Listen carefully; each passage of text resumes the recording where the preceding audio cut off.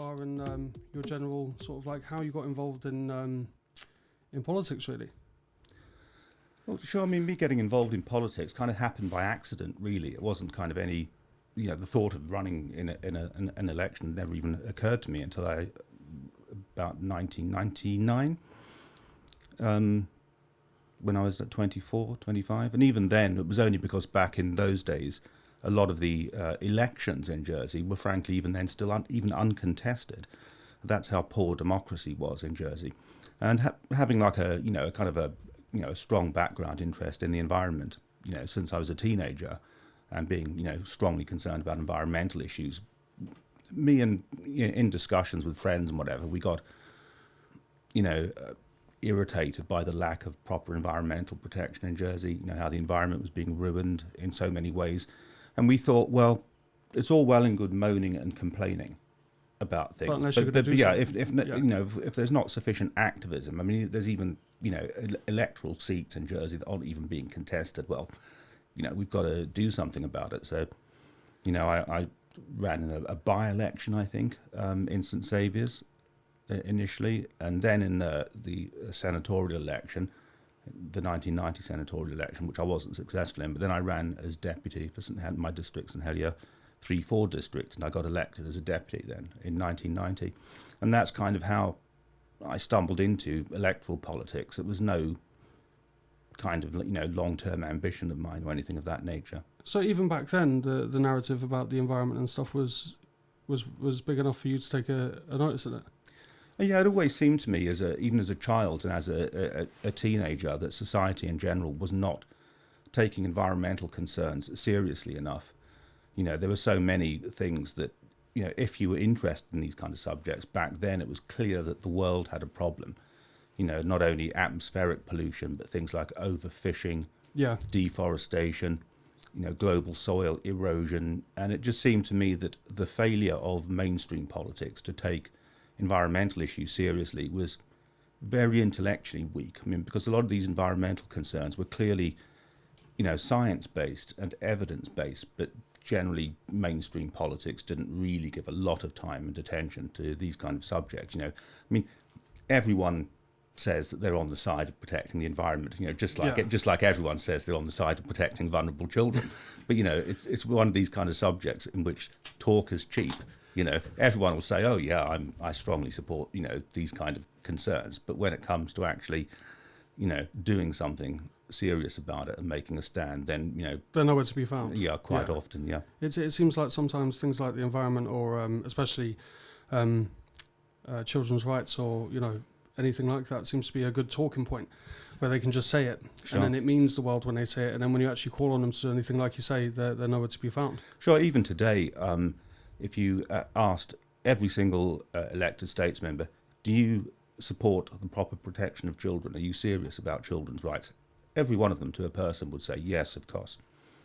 But then, some of the issues that we're going to discuss in this program, if you went and then challenged them on the details of the failures, the clear, disastrous failures of all relevant public authorities in Jersey, then you would find them probably less enthusiastic about committing to the necessary changes. So obviously, when back then, was Greenpeace the only thing that was offering this sort of thing? No, there were quite a few global organisations that were prominent, like Greenpeace, Friends of the Earth, the Green Party, and lots of other, strongly environmentally minded organisations around the world. It wasn't the kind of subject that featured, though, very strongly even at the UK level in mainstream politics, and certainly not in Jersey politics. If you came into it with that sort of like that, that's the best thing that you can do, is look at politics as a way to change. Do you know what I mean? And then to think that years after that, what they did to you, essentially, it's insane to think. Well, I mean, the whole Jersey situation, the way things have panned out, in the last, as you say, last 14, 15 years has been absolutely crazy. We'll probably get on to examining more detail those kind of issues later on, but it's very interesting, I think, it's very easy for the local establishment to spin doctor everything and control the narrative within the little environment of Jersey. But there are all kinds of very useful and good thought exercises you can do to demonstrate just how ridiculous the conduct of the Jersey establishment is. And if you take the behaviour of the authorities in Jersey, and instead of just looking at it down at the local level, step back from it and look at it, say, at a national, international level, and ask yourself basic questions like, would a place that has good governance silence and sack a social services minister for trying to protect children? No. No. No. Yeah. So, it's those kind of very simple thought experiments you can do to just see just how, frankly, crap the standards of governance are on Jersey. Well, and corrupt. Yeah, indeed, totally corrupt. So walking into when you first started, did you have hope when you first walked into politics? It's 1990 when you were first elected as a deputy, right? Mm-hmm. Did you have hope back then? Did you think? I mean, was it as bad as what you thought it was before you got elected? Oh, worse. Worse. Worse. I mean, I think everyone, a lot of ordinary, average people in Jersey know perfectly well that our government is incompetent, and there's, a strong element of corruption in it. I think everyone kind of, knows that, whether they're prepared to say it out loud. So I kind of was aware that it would be difficult, and one was trying to go against the kind of stagnant, stale culture. But it very quickly became clear to me that it was actually a lot worse than I even imagined it to be. One of the things that was immediately made very clear to me was how much kind of fundamental resentment and hatred there was towards me as an individual on the part of a lot of the state's members, especially the more kind of right-wing establishment ones. They couldn't get their heads around the idea that somebody from the working class or the underclass even could be a member of their legislature and actually be disobedient, actually challenge them and actually point out that a lot of the things they were saying and doing were simply stupid and wrong. So it was early on when you knew that you were going to be like a maverick of the political world? Yeah, I wasn't being a maverick for the sake of being a maverick. You're doing it for the right reasons. One of the major battles I had politically from the very earliest stages, actually, was trying to stop these states simply tipping tens of thousands of tons of toxic combined incinerator ash into the land reclamation sites, at West Park and places like that. I mean, it was very, very easily obvious, with the most rudimentary research that the ash from the municipal waste incinerator was toxic. It was riddled with heavy metals like cadmium, arsenic, nickel, mercury, had dioxins, PCBs, furans. It was clearly toxic waste, and it was simply illegal, both in terms of environmental protection of the ocean environment and in terms of health and safety at work legislation, for the states to be corruptly disposing of this toxic waste in the manner that they were doing it. And I was a member of the then Public Services Committee in those early years, which committee had responsibility for waste disposal. And I remember going there as a deputy and saying to them, well, look, this waste dumping policy is wrong. We should not be doing this. And the amount of obnoxious obstruction I faced by even the civil servants. I remember the then chief officer at one point actually shouting at me across the board table, how dare you challenge me on what I'm saying about this? I was an expert in these things when you were in short trousers.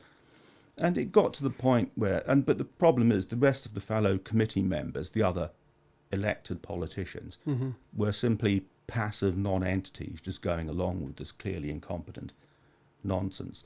They were being told. They don't want to rock the boat or anything. Yeah, and it got to the point where I would actually have to go to committee meetings with books on toxicology and open the page and say, see, this is what it says about cadmium, and its threats to human health. And you could just go there with the absolute unarguable evidenced facts, and they just wouldn't have it. And in the end, I think after about 2 years or so, I resigned from that committee and carried on campaigning against that kind of toxic waste dumping. But they carried on doing it. The states carried on doing it until Do you remember the year? Because I seen a cutout put up recently. I think it was, I want to say 2003, but I might be wrong there. They had a paper cutout of you standing near the frigate, I think it was, and bringing up the exact same thing. Oh yeah, there was. Over the years, there were quite a lot of stories like that. So this took years to oppose. And now they're finally reaping what they sow, so to speak, because now they're saying that it... Well, yeah. I mean, one of the last things I was able to do before I got corruptly driven out of the States was take a report and proposition to the States asking the States to establish a public inquiry into the toxic waste dumping of the ash, which of course, the proposition got rejected, even though it was completely evidenced and factual. And and they still rejected it. Yeah. But now they're admitting to it. Well, I don't know. I don't know whether they're admitting to it. Well, recently there was something that came up. I can't remember exactly what it was, but they had a picture of you and saying, "Look, he was saying it years ago." Mm. So yeah. So when you first went in, obviously you're already up against the wall, so to speak.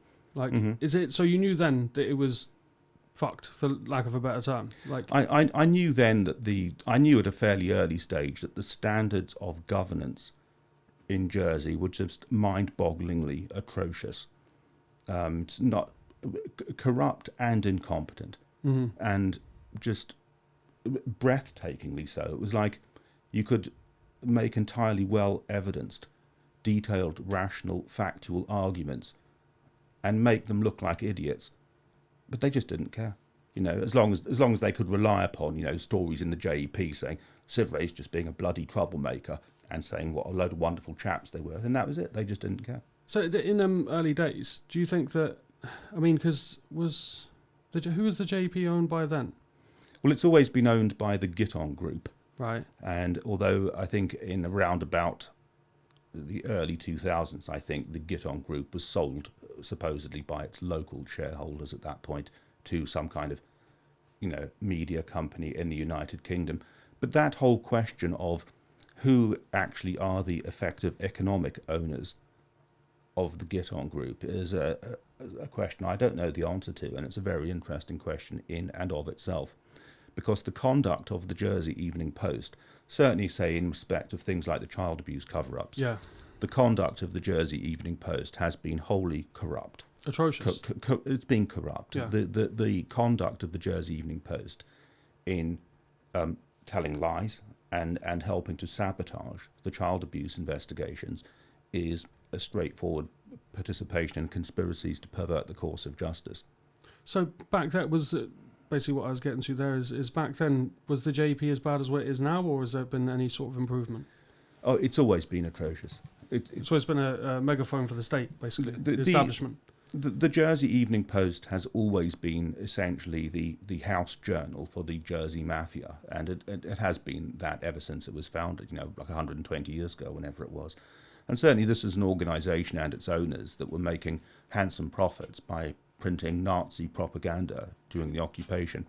So the Jersey Evening Post has always been a disgusting entity.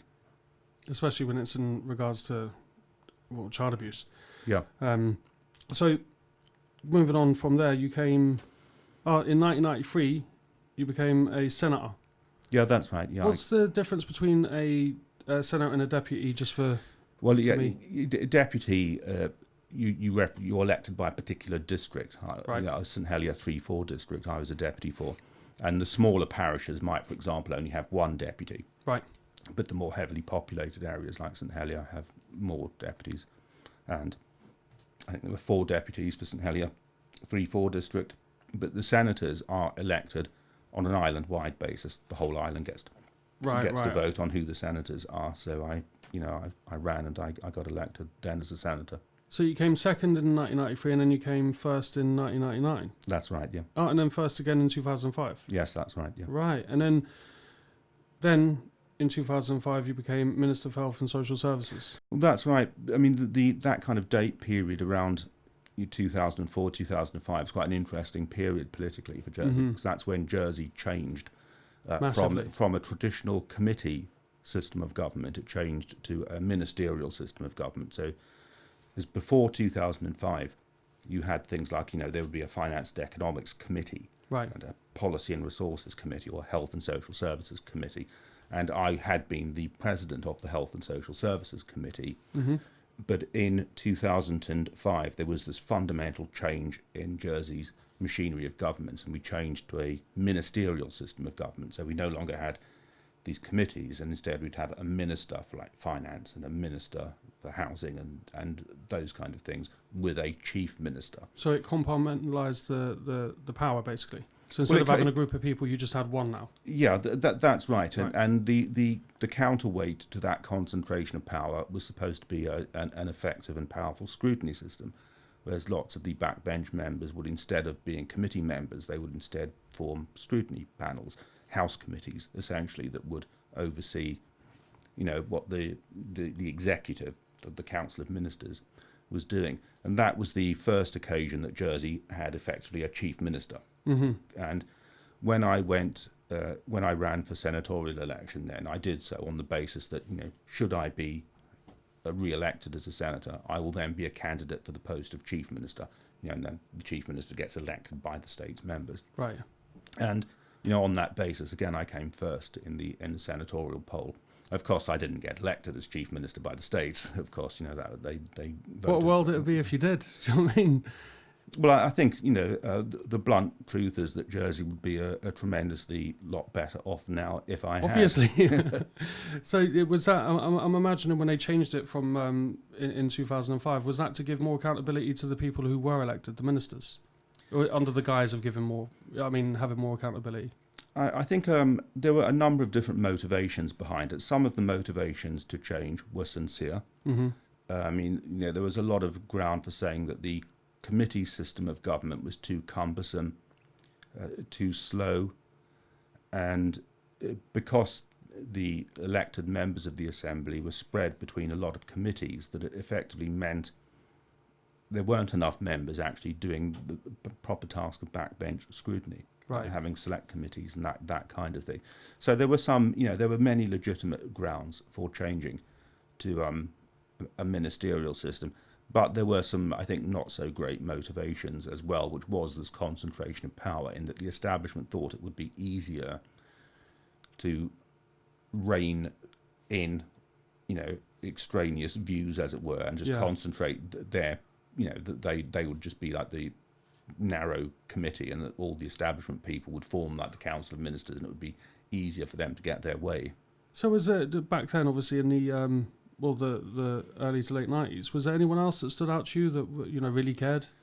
Well, when I was first in the States as a deputy and then as a senator, back in those days, there was another States member, Nigel Carey, who also was pretty good on environmental issues too.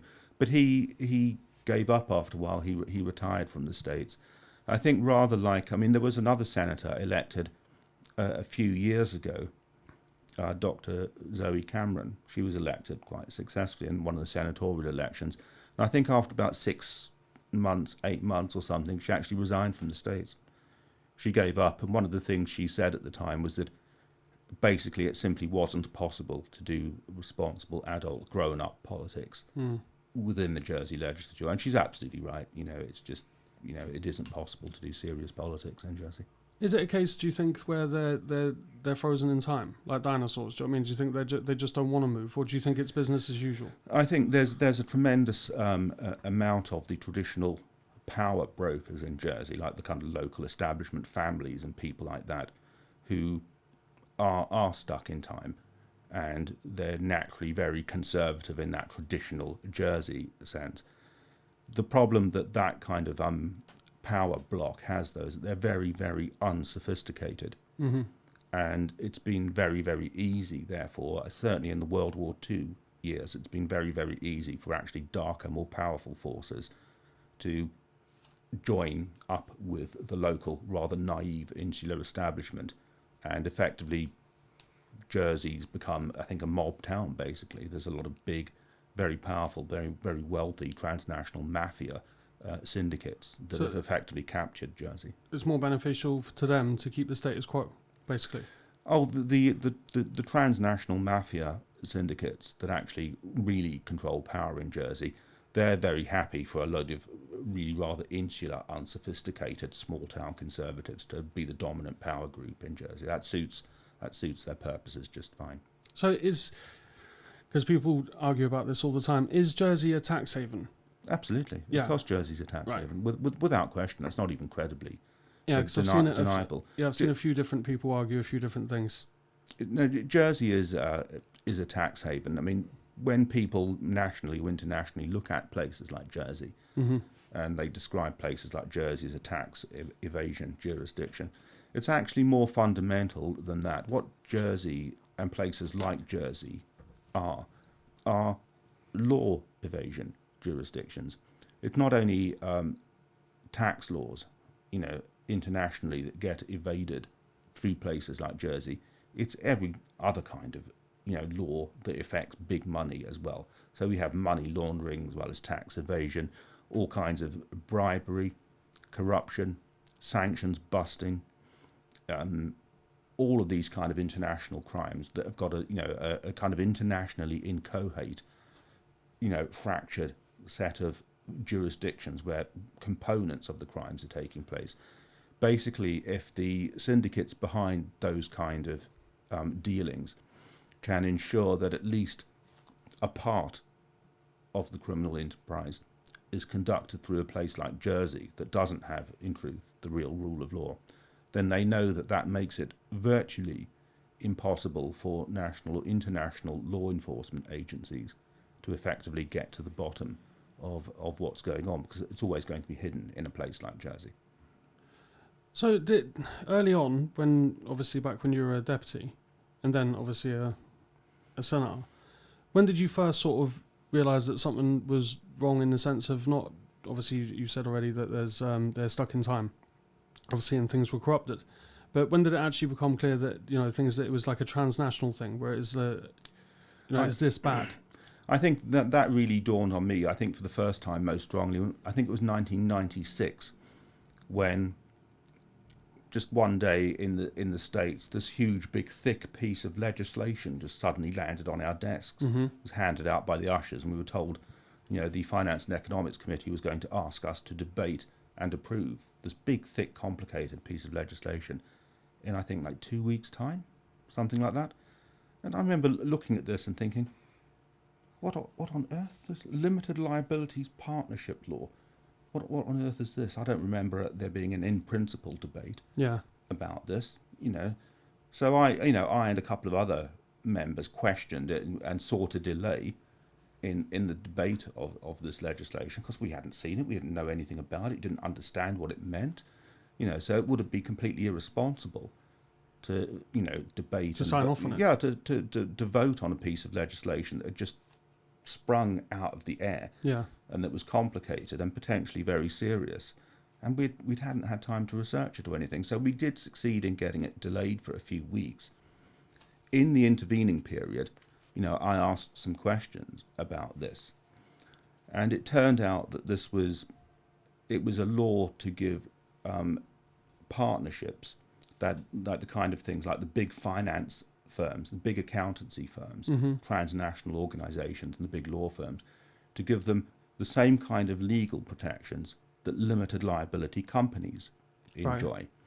But there are certain financial advantages and secrecy advantages to being a partnership as opposed to being a limited company. Limited companies have to file public accounts and things of that nature. So these people basically wanted the same kind of protections that limited companies have, but with the same privileges that partnerships have. And is that the same as a corporation as well? That kind of thing, yeah. And now that might not, the concept of limited liability partnerships isn't terribly controversial today, because most jurisdictions have introduced this kind of legislation. But at the time, Britain didn't have limited liability partnership laws, and it was actually a lot of jurisdictions didn't have them. And it came to be clear that, in fact, two of the big transnational accountancy firms, PricewaterhouseCoopers and Ernst & Young, had been pressing the UK authorities to introduce limited liability partnership legislation in the UK. And the UK government, which was a conservative government, hadn't said, no, we're not going to do it. But they said, we'll probably introduce this, but we want time to think about it. We've got to scrutinise the idea properly. We've got to consult. And these big City of London-based corporations, they weren't happy with that. They weren't satisfied with that delay. So basically, they paid a City of London law firm, Slaughter and May, who all in turn then paid a Jersey law firm, Morin de Fer and Jeune, to basically introduce their own effectively private legislation via the Parliament of Jersey, using Jersey basically as a legislature for hire. They wanted Jersey to introduce limited liability partnerships law, and they were then using that as leverage against the UK government, saying, right, you're either going to introduce limited liability partnership law quickly, according to our demands, or we're going to move lock, stock and barrel all of our big operations out of the City of London and onto Jersey. And so they basically bribed them. Yeah, this was essentially corruption. This was the corrupt use of a legislature, the Jersey legislature, as leverage against the UK government. But the really corrupt thing about it was that Mourad Defer and Jeune, the firm that took a lot of money from Slaughter and May and these accountancy firms to draft this law and try and get it introduced in Jersey, one of their key partners, the then former Senator Reg Jeune, was the then president of the Policy and Resources Committee. So he had this financial interest in his own law firm, Mourad Defer and Jeune, and he had voted for the law drafting time to be spent on making this law fit for purpose, fixing it. It had initially been drafted by this London law firm, Slaughter and May, but it was so incompetent and inadequately put together, the Jersey law drafting department had to devote some time to kind of knocking it into shape. And he had, with his committee, had voted to give this Jersey law drafting time to this private law that was basically being introduced at the sole and express request of his own law firm. And he didn't declare that conflict of interest either to the Policy and Resources Committee or to the States Assembly when we had that first debate on it. Now, I found out about this via a whistleblower, but during that delay period. Yeah, so this is back in 96? 96, yeah.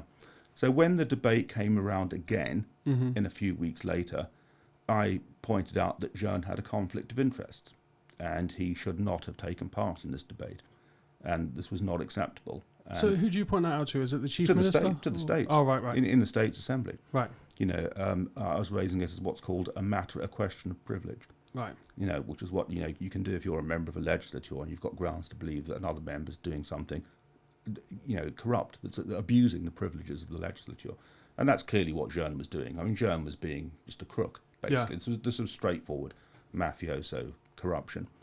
And the response of the establishment to this was basically to try and coerce me into falsely withdrawing everything I'd said about Jeune and apologising to him for having said the truth and having exposed his corruption. For having the audacity to bring it up. Yeah. And I refused to do that because everything I said was true and evidenced, and basically the Jersey legislature had simply been used by a load of crooks. And so they had me thrown out for the day, which was in accordance with standing orders when I wouldn't withdraw what I'd said. So the power of discipline they had was to do what's called naming the member, as me, and having me thrown out for the remainder of that day and one further sitting. So I thought, well, that's going to happen. So what? I'm not resiling from the truth. But when the States came back next time, I discovered that they were going to put a proposition to the States. The then corrupt bailiff Philip Balash was going to put a proposition to the States to have me indefinitely suspended unless I apologised and withdrew everything I said about Jeune, which again I wasn't going to do. And he wouldn't permit me. He did this. Philip Balash did this, in respect of his fellow Freemasons, and he wouldn't let me speak in my own defence. He wouldn't let other members speak on my behalf. And I refused to withdraw again everything I'd said because it was true. Yeah. So I got indefinitely suspended from the States Assembly. In 96? Yeah. And so this went on for about eventually 6 months before they caved in. So the important thing about this is to realise that fundamentally, forget about the fact that it's me as an individual. This is mafia activity, and it's fundamentally an all-out assault on democracy of the kind you would see perhaps now in Putin's Russia or Belarus or somewhere like that. I mean, this was basically an elected member of the legislature doing the right thing, being completely honest, pointing out corruption, but being illegally prevented from taking my seat in the legislature because of Slaughter and May, PricewaterhouseCoopers, and Ernst and Young, and Morin de Feur and Jeune. So these are kind of transnational, high-level financial mafia firms, mafia syndicates, basically, abusing their power in Jersey to suppress democracy, to prevent ordinary powerless people in Jersey, my constituents, preventing them from enjoying my democratic representation for 6 months because I had exposed one of their mafia operations.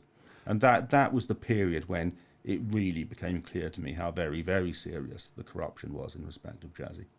So, because if obviously for some people who are watching this don't actually know anything about Jersey, so I think you're the best person to wrap this up in the sense of how would you explain what Jersey is to someone who's never heard of us, like in it, as best you can, because you're probably the only person who can do it. To understand what places like Jersey are, I mean, Jersey is a tax haven. There are quite a lot of tax havens around the world, but Jersey is probably, in many ways, the most important and significant of them. What you have to understand is that places like Jersey are, to understand what Jersey is, you have to understand what is the product of Jersey. Mm-hmm. What does Jersey offer?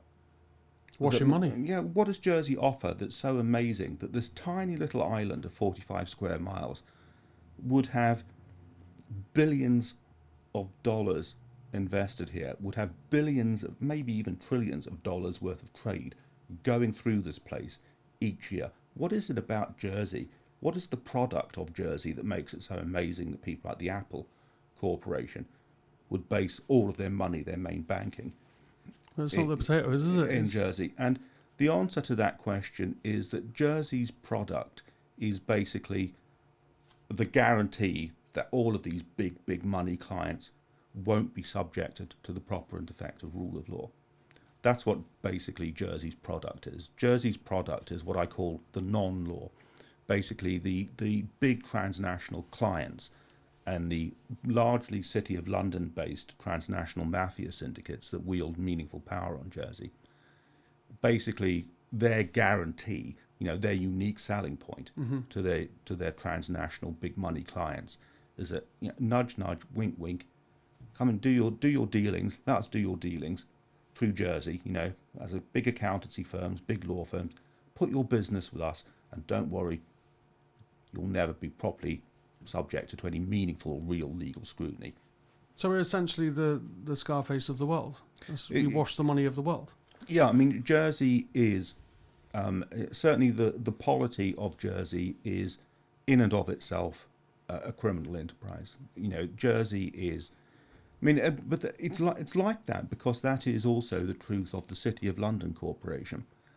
Basically, to understand how Jersey has been able to be so corrupted for so many decades, one of the things that's very, very important to understand, which most people in Britain don't really get. Most people in Britain think of Britain as being a very law-abiding, kind of respectable country, one of the strongest, most democratic and law-abiding countries in the West. Yeah. They think, we're not, whatever problems Britain might have, we're not really corrupt. Not like these foreign places, not like Italy or whatever, all these other kind of dodgy countries where there's high-level corruption and mafia, in the government and all that kind of thing. We're much better than that. We're not like that. That is totally wrong. Britain has a mafia problem. Britain has one of the worst mafia problems on the face of the planet. The British elite, the British big money elites, are essentially a collection of mafia syndicates. And mafias around the world tend to have different kind of specialisms. There's the Russian mafia, which is very much a geopolitical mafia. The Italian mafia, all the crimes typically associated with the Italian and the Sicilian mafias. The Central and South American mafias, drug cartels, that kind of thing. The British mafia, the specialism of the British mafia is basically being the lawyers and the bankers to the rest of the world's mafia syndicates. Of the people you just mentioned? Yeah. Basically, the rest of the world's mafia syndicates and, corrupt regimes and corrupt governments and so on, often, like the Russians, for example, there isn't actually any meaningful, clear-cut distinction between the mob, between serious organised crime and the state. And we see that very, very clearly in Russia, in Russia. And Yeah. that is true, and frankly, of an awful lot of countries around the world, like, frankly, probably China too, like a lot of the South American countries, a lot of the Middle Eastern countries. There isn't actually, in truth, a very clear distinction between mafia and government in in a lot of these countries. And that's why we see so much huge floods of capital and investment and property purchasing, effectively money laundering, in places like London by these kind of state mob interests around the world, because Britain is seen as the secure haven for all of these kind of characters around the world, these big money crooks, where, you know, the British establishment, providing the British establishment get their cut of the pie, Yeah. these people around the world, these mafia syndicates around the world, can do their banking and their legal Without ever seeing a danger. Yeah, without ever fearing. And that's essentially what Britain is. And when you think about it, you know, it doesn't actually take a great deal of thought to see how corrupt Britain is. For example, you know, we will be talking about the child abuse cover-ups. And when you look at the nature of the British child abuse cover-ups, people like the former MP Cyril Smith, like, you know, the psychopath Jimmy Savile, clearly the British establishment knew for decades about these people, and the police actually, on occasion, more than one occasion, arrested Cyril Smith, and the powers that be just ordered him to be let go. They knew about Jimmy Savile's crimes, but he wasn't ever charged in his lifetime. This is because whilst we, as ordinary members of the public, when we look at people like Savile and Smith and a few of these other characters, our immediate thought is, my God, what terrible child abusers these people were, and we think of them only as child abusers. That's a mistake. Both Savile and Cyril Smith were big-time British mobsters. These were British mafioso, and that's how these guys are able to get away with their crimes for so long, and that is because there is a very powerful mafia influence in British policing and British law firms and legal practices in particular. So it's essentially built into the system. It's not by accident. It's the way power has evolved in Britain, I think, over many centuries. And because Britain certainly, you know, in the post-World War II years, you know, fortunately, most countries now, certainly in Western Europe and so on, have got written constitutions, which wasn't really the case beforehand. But that kind of corruption has particularly found a very favourable home in Britain, because Britain doesn't have a written constitution, and it never has had. And we don't have a written constitution to this day, which means that there are no effective oversights. There's no meaningful checks and balances, no proper objective scrutiny. And no country is perfect. And, you know, God knows the USA has got problems, you know. And, but at least it's got a constitution. But at least there is a proper written constitution. Yeah. There is a separation of powers. And at least there are people in the security services and the law enforcement wings of the state in the USA that do try to rein in corruption and to combat, you know, mafia activity. And sometimes they succeed. You know, like Nixon was exposed and stopped by the system, ultimately the constitutional rule of law in the USA. Now, had that been in Britain, he would never have been brought to account. Yeah. And the Jersey situation is worse than Watergate in many respects. How far does this go back in the sense of, so obviously Jersey is one thing, but how far does the corruption go back in Jersey and then obviously the UK? Would you say it's just after the war, or would you say this is... Oh, this is centuries old. Right. It's centuries old. I mean, basically, I think to get a meaningful handle on this, and the Jersey establishment and their protectors in London are very fond of talking about how the British monarch is the Duke of Normandy, and that is how the kind of constitutional privileges and powers of the Channel Islands accrue to the islands.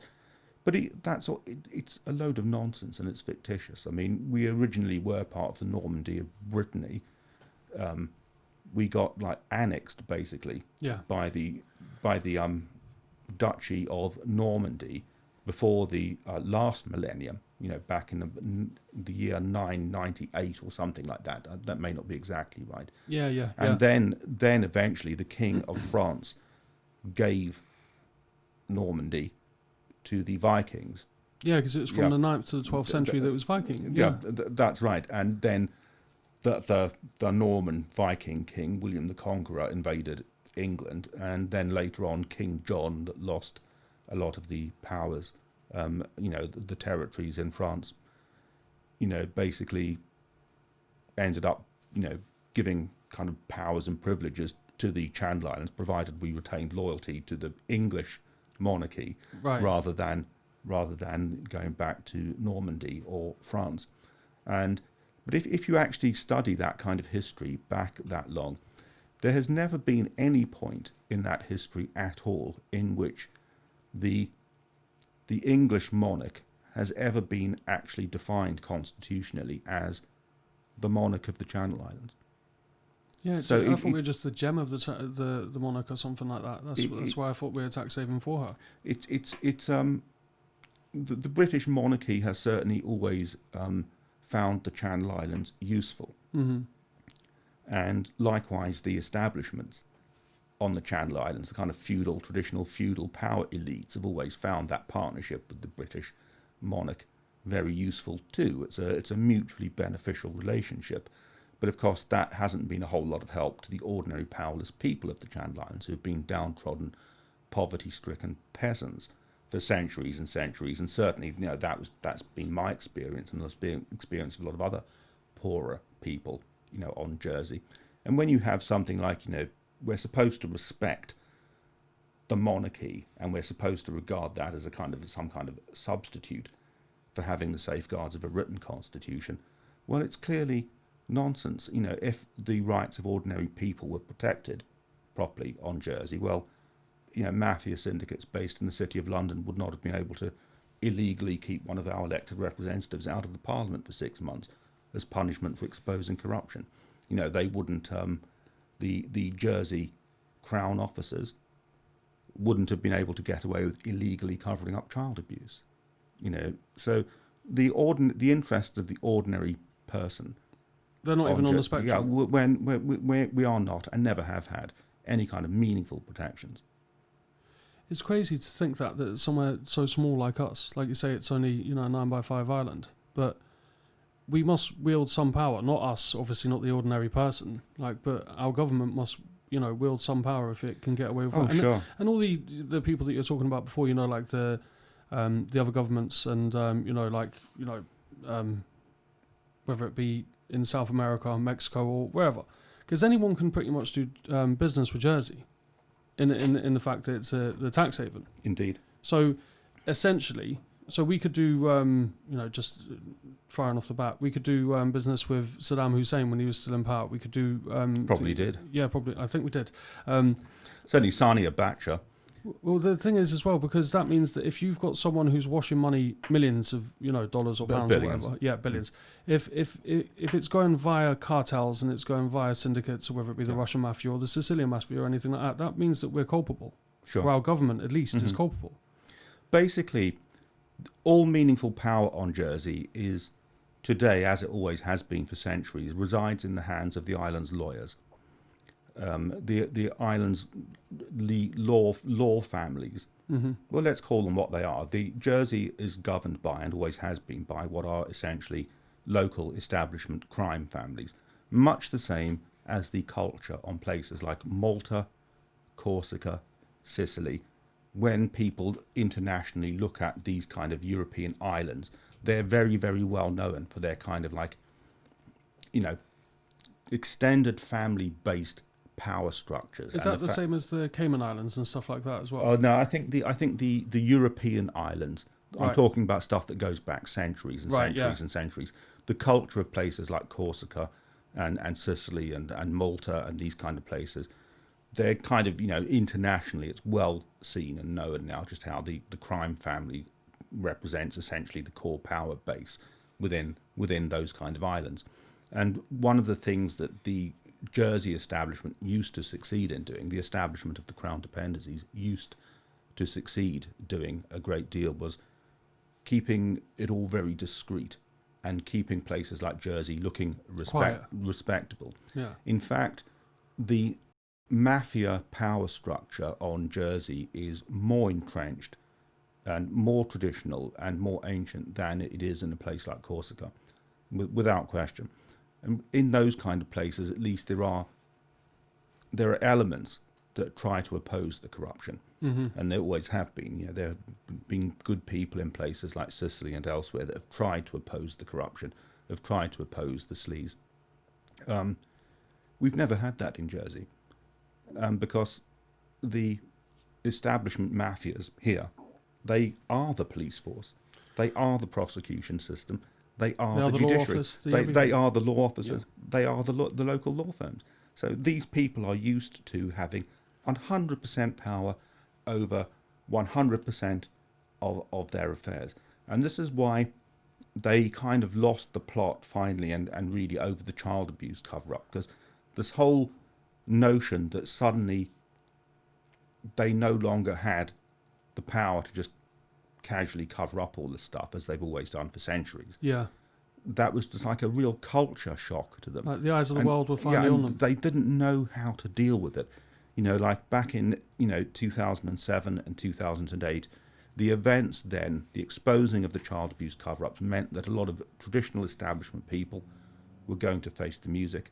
The child abusers were going to be exposed, and in particular, a lot of the people in power who had corruptly covered up the child abuse and turned a blind eye to it, they were going to be exposed. And because those people, that grouping of people, were so powerfully entrenched with no meaningful opposition at all, they were able to do stuff like corruptly suppress me, illegally suspend the police chief, call upon their mafia, friends and allies in London to give them cover and help them, support them in their illegal sabotage of the child abuse investigations in 2007, 2008. And I think one of the defining conditions that meant that was basically going to be the end days, effectively, for the Jersey Mafia was that a competent mafia, a mafia that had any kind of smarts about it, would never have let them do that. They wouldn't have got so flustered. They wouldn't have got flustered, and if there had been any brains behind the Jersey cartel, behind the Jersey Mafia syndicates, they would have had a big private meeting and they would have said, some of the child abusers and the people that covered up for them, gangsters like Philip Balash and they would have created Bertman, scapegoats. they would have said, sorry guys, your career's finished because you've covered these people up in the past.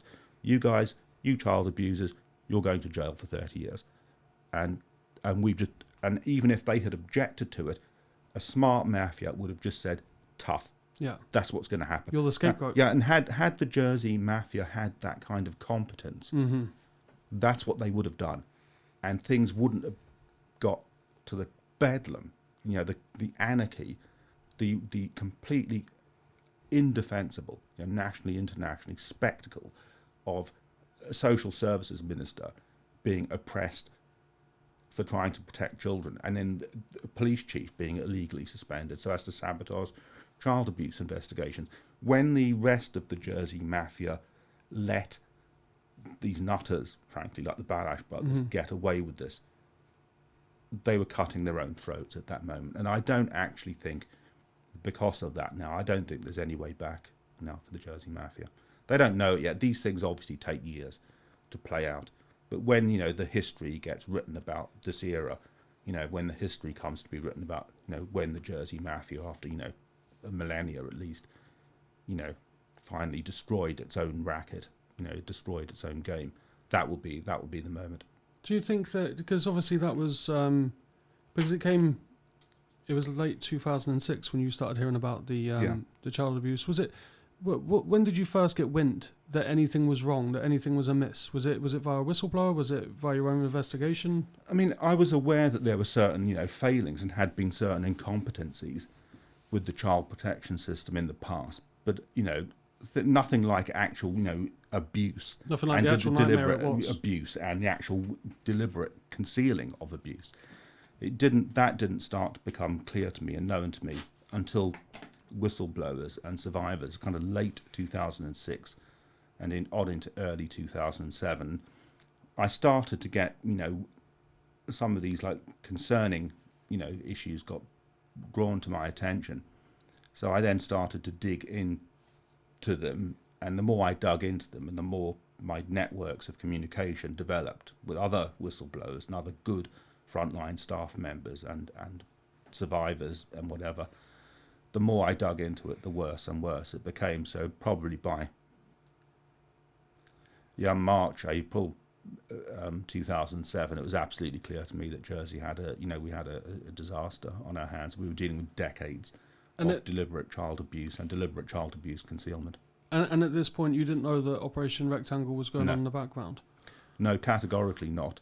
And indeed, one of the things that was absolutely clear by that stage to me and the members of the public, the team I was working with, was that in fact the police had been clearly a large part of the problem themselves in the past. So what we were doing was we were working to assemble a very large dossier of all of the kind of incidences we were aware of. I was kind of like the person coordinating this because not everyone knew everyone else. I became the kind of central node for different whistleblowers, different survivors, different relatives, different witnesses. So I was kind of working to pull together like a large dossier about all of this kind of sheer criminality. And our idea was that we were going to slap this on the desk of the police force and it would be evidenced, in a very substantial way. And essentially you're a professional witness as well. Yeah. Because you're Health and Social Services Minister. So we were going to put this on the desk of the police in a very substantial format rather than it just being one oral complaint or whatever. Yeah. So that they would have no choice other than to investigate it. So that's what we were working towards. And it so happened that in July 2007, I got asked a question about, I think it was staffing levels or something in the children's homes. I forget what the exact question was. But because these things were at the forefront of my mind by this stage, when I answered the question, I said words to the effect, look, if you're asking me honestly, do I have any confidence in Jersey child protection systems and child safety in Jersey, frankly, I have to say, no, I don't. And, it's absolutely clear that we've been failing very badly in this area, and I'm going to commission an independent investigation into it. Now, that was the answer I gave. Now, I didn't know at the time, but within a couple of hours of me giving that answer, the law officers department and the senior civil servants had began plotting to engineer my removal as Health and Social Services Minister. And that was the first time you spoke publicly about this? Yeah, that was the first time anyone had ever said about major child protection failures in Jersey. That was the first public thing that had ever been said about it. And from that moment... From that moment, my cards were marked.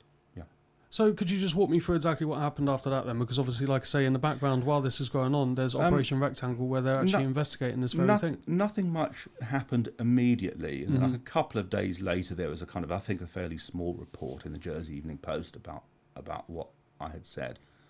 And after that, the shit hit the fan. Frank Walker, the chief minister, and other, politicians and others started kicking off and saying, you shouldn't have said that, you're not allowed to say stuff like that, that's so unfair upon the staff, and all that kind of thing. And it just it erupted in a matter of days from then. And then we have the spectacle of the actual Jersey Child Protection Committee, senior civil servants in my own department and others basically pressuring Frank Walker and the law officers department to have me sacked as Health and Social Services Minister. Because how did it get to the press? Because obviously around that time, I gave the answer in public in the Jersey Parliament. Oh, was it from that answer? Yes. And then what I'm saying is from the international press. When did that start? Oh, that was much later.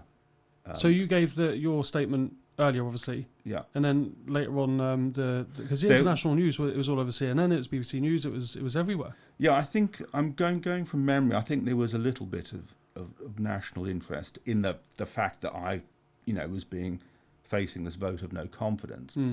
I think there might have been some reportage about it in the Times or whatever, but there wasn't a whole lot of national or international coverage. That didn't really kick off until the police went public with their investigation in November 2007. Right. Because then it was Lenny Harper. who was leading the investigation. That's right. He was the deputy police chief then, and he was the person who was leading the investigation. Right.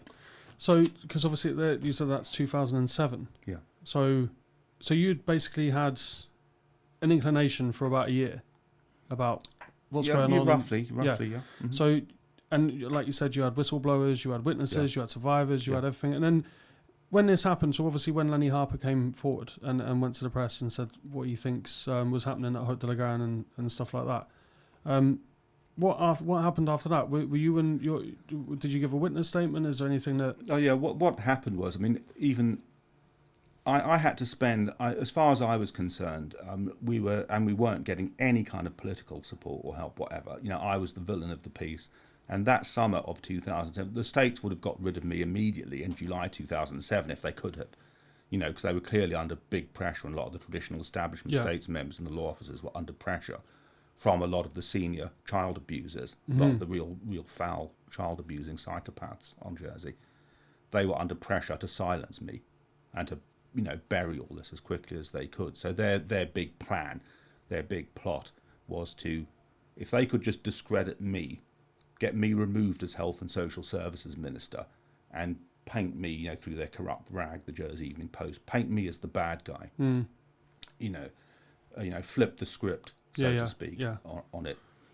Then they could just then the problem would go away. They could get the lid back down on it all, and the problem would go away.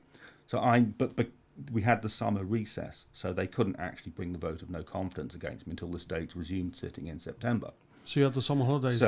So I knew I had literally about, you know, 2 months left in post as Health and Social Services Minister to do what I could, to find out as much as I could, and to do as much as I possibly could to try and thwart the looming cover-up. So I sacked Iris Lefevre, the then chair of the Jersey Child Protection Committee. I recruited, I identified and recruited a replacement for her myself, Professor June Doburn. I got lots of documents from within the department about the past cover-ups, for example, in particular the Blanche Pierre cover-up. I succeeded in contacting a lot more survivors and people. And I knew I was working 7 days a week solidly for 2 months, sometimes literally not sleeping for like 2 days, you know, doing so much work on this, because I knew I had no chance of winning the vote of no confidence. I had to do everything I could to try and, you know, stop the cover-up. And we were completely unaware of the police investigation. Had we been aware of it, and had the establishment been aware of it, frankly, because they weren't. They thought they could just silence me. That would end their problems. You know, I mean, had we been aware of the police, the coincidental parallel police investigation, then, you know, the states wouldn't, the establishment wouldn't have brought the vote of no confidence against me, because they would have realised how absurd it was going to be. Because they realised they shoot themselves in the foot. I and other people would have said at the time of the no confidence debate, actually, he's right, you know, because the police are investigating all this stuff too, but we just didn't know. And it was that was in September, so the vote took place.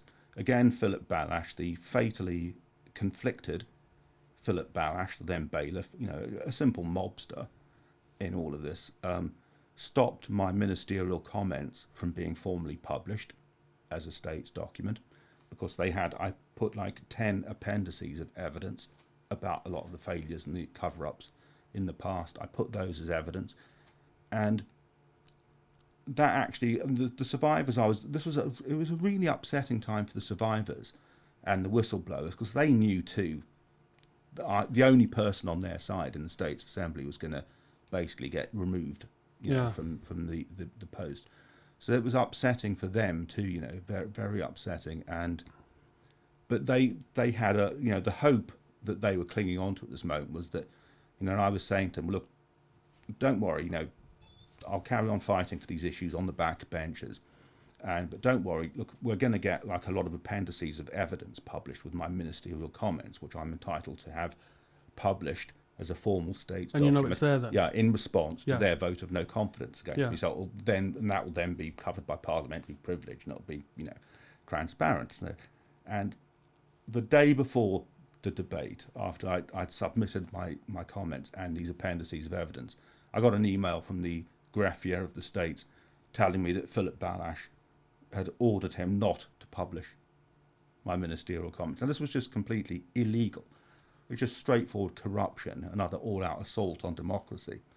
And so that evening, I had to spend hours, because I knew it was going to devastate them. I had to spend hours speaking to some of the abuse survivors, phoning them in turn, trying to gently break the news to them that actually we weren't now going to get parliamentary privilege to protect. Essentially, you got silenced. Yeah. Which means in turn that they got silenced. Yeah, they got silenced. Yeah, and they were, some of them were in tears about it, suicidal. Yeah, I can imagine. That's the thing, it's because that's a really weird time back then. Because Philip Balash and his brother, William Balash, are just disgusting individuals. They are they're functional psychopaths, both of them. They're worse than just mobsters and crooks, which they are. They're both just disgusting human beings, and absolutely, I think, diagnosable functional psychopaths. No empathy. I think they fit the criteria. Yeah, no notion of restraint. No, just a complete sense of invulnerability and immunity. And indeed, even as some of the Jersey establishment figures would privately and have privately admitted to me, they look back now and they can see that a lot of their woes and the threats now to the whole Jersey system can be traced back to 1985, when Philip Balash was first appointed as Solicitor General. And, the guy is clearly a functional psychopath. He should never have been let anywhere near any kind of public office. And the catastrophes that have befallen Jersey and Jersey's reputation since then all pinned down largely on him and his equally insane brother. William, yeah. Because so back then, did it go to a vote of no confidence to get sure, yeah. And who signed that? Who?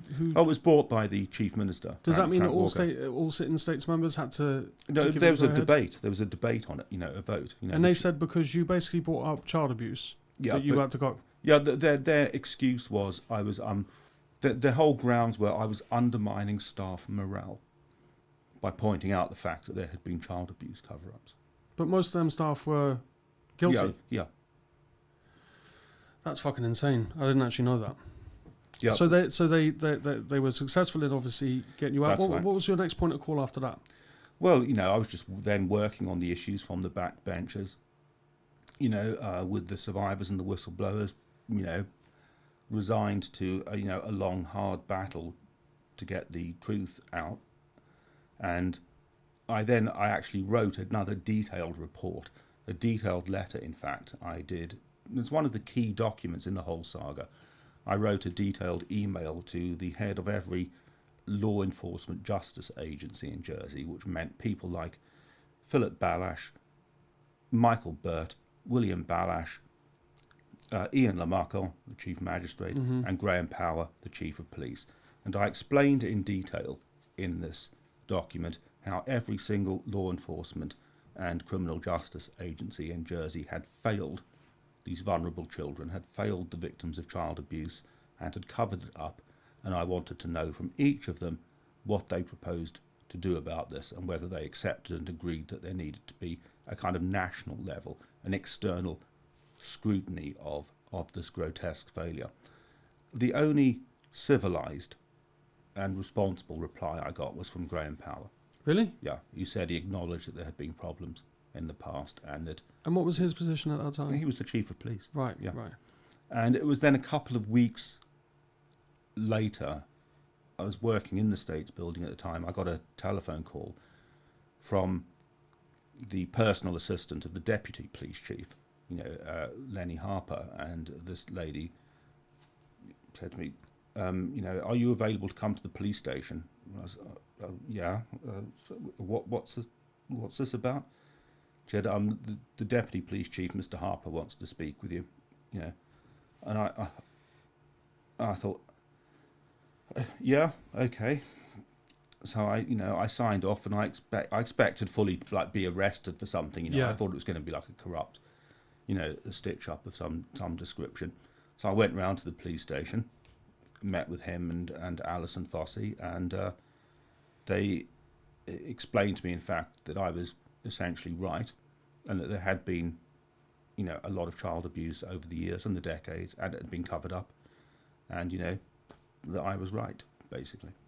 So at that point, did you sit there and feel sort of like, not necessarily vindicated, because I know you were standing, you've always stood with survivors anyway, but at that point, did it solidify it a little bit more? The fact that someone, well, yeah, it felt like a weight lifted off my shoulders, yeah, and I thought, well, at least it was a huge burden for me personally, because I'd been fighting this alone. I was basically the only person in any kind of public authority, so far as we knew, who was actually trying to do anything.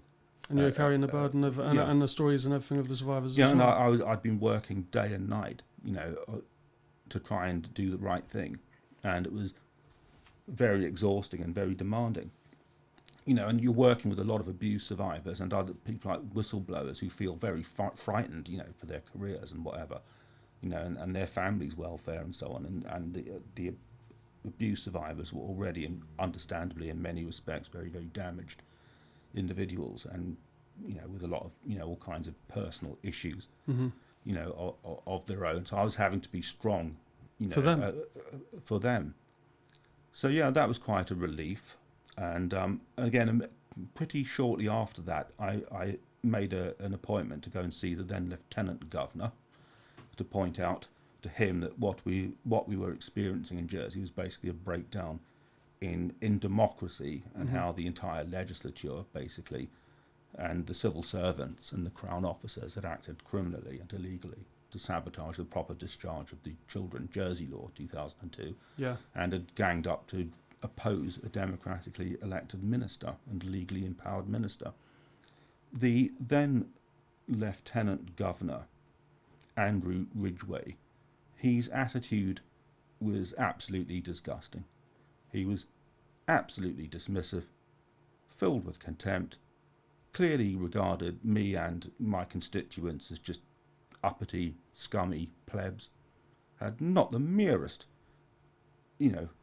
concept, or never in a million years was he going to do anything like take any kind of serious action against his fellow dinner party goers like the Balash brothers or Michael Burt or anything of that nature.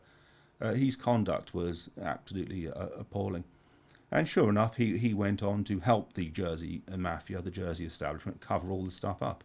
He helped them by, basically getting the authorities in London to support the Jersey Mafia in their illegal suspension of the police chief. One of the things that people won't know is that, in fact, probably since 1990 at least, very possibly earlier than that, the office of Lieutenant Governor in Jersey, which is supposed to be the monarch's eyes and ears on the local establishment, their task traditionally is supposed to ensure on the monarch's behalf that the local establishment aren't being a mafia and aren't abusing and oppressing the rights of ordinary people. The office of Lieutenant Governor, though, has become totally captured, suborned and corrupted. Certainly since about 1990, these people have been in routine receipt of things like non-executive directorships given to them by the local mob. And Andrew Ridgway in particular, at dinner parties and states functions, was actually heard by witnesses boasting about the amount of financial emoluments he'd been given by the Jersey crooks. And then suddenly, in 2007, this whole child abuse thing explodes and goes on, and he ends up being on the side of the local child abuse concealing mafia and helping them to sabotage the investigations. So, because around that time, so 2007, that's when it was exposed to the world, so to speak? Yeah, that's when the police went public, I think, about the end of November 2007 with their investigations. So at that point, because you were on... That's when the kind of national and international... Yeah, the shit hit the fan for Jersey. Yeah, so like at that point, so were you still in office at that point? I was still a senator, yeah. Right, because I remember seeing you on the news with Frank Walker. That was the best interview I've ever seen in my life, on Paxman, was it, or something? Yeah. And when he said the notorious words, "There's no cover up in Jersey," and everyone's sitting there watching it, thinking, "What the fuck?" He was caught. He thought that the cameras were off when we were doing an interview in Radio Jersey earlier that day, and again, his conduct was utterly extraordinary throughout the whole thing. But once he thought the cameras were off, he started, shouting abuse at me and saying things like, I tried to calm him down, the conduct of these people has just been staggering throughout. I tried to calm him down, say, Frank, we're talking about dead children. Yeah. And he said, you're just trying to shaft Jersey internationally. That's it. Those were the words. That was his words. And then there was another time where you went to I can't remember what it was, and they started taking down That's right, yeah. Yeah, all of that just made them look fucking ridiculous. When the national and international media were here, after this catastrophic meltdown by Walker, he and his media advisors, I think, had said, look, we've got to stop making this a political issue. And that would seem like a sensible thing to do. Let's acknowledge the fact that there has been a huge problem here, and let's just get on with investigating it. But I discovered from the media about 2 or 3 days later that he had actually called a further press conference without telling me for the sole purpose of slagging me off. And that's when you went up. And these journalists, unlike Jersey journalists, these journalists being professionals, serious journalists, so, their view was, well, we're not just being hauled up like a load of sheep, be told a lot of bullshit. We want to hear both sides of the story. So they told me about this and they asked me to go. So I went along and, Yeah, I remember that. It's brilliant. I listened politely to what Walker, had to say, and I was ready to debate the issues with him and answer questions or whatever. But, he chickened out and he got up and left, and they started taking the. But everyone watching that, whether you're from Jersey or not, just looked at that like it was just pathetic. The way, like you say, their conduct was. It was like watching like a petulant child. And the worst thing was they were acting like this when, off the back of it, we're talking about dead children and abused children. That's what made Jersey. And like you said before, they shot themselves in the foot there because they were flustered. They didn't know what to do. They didn't focus. I think I say this a lot to people.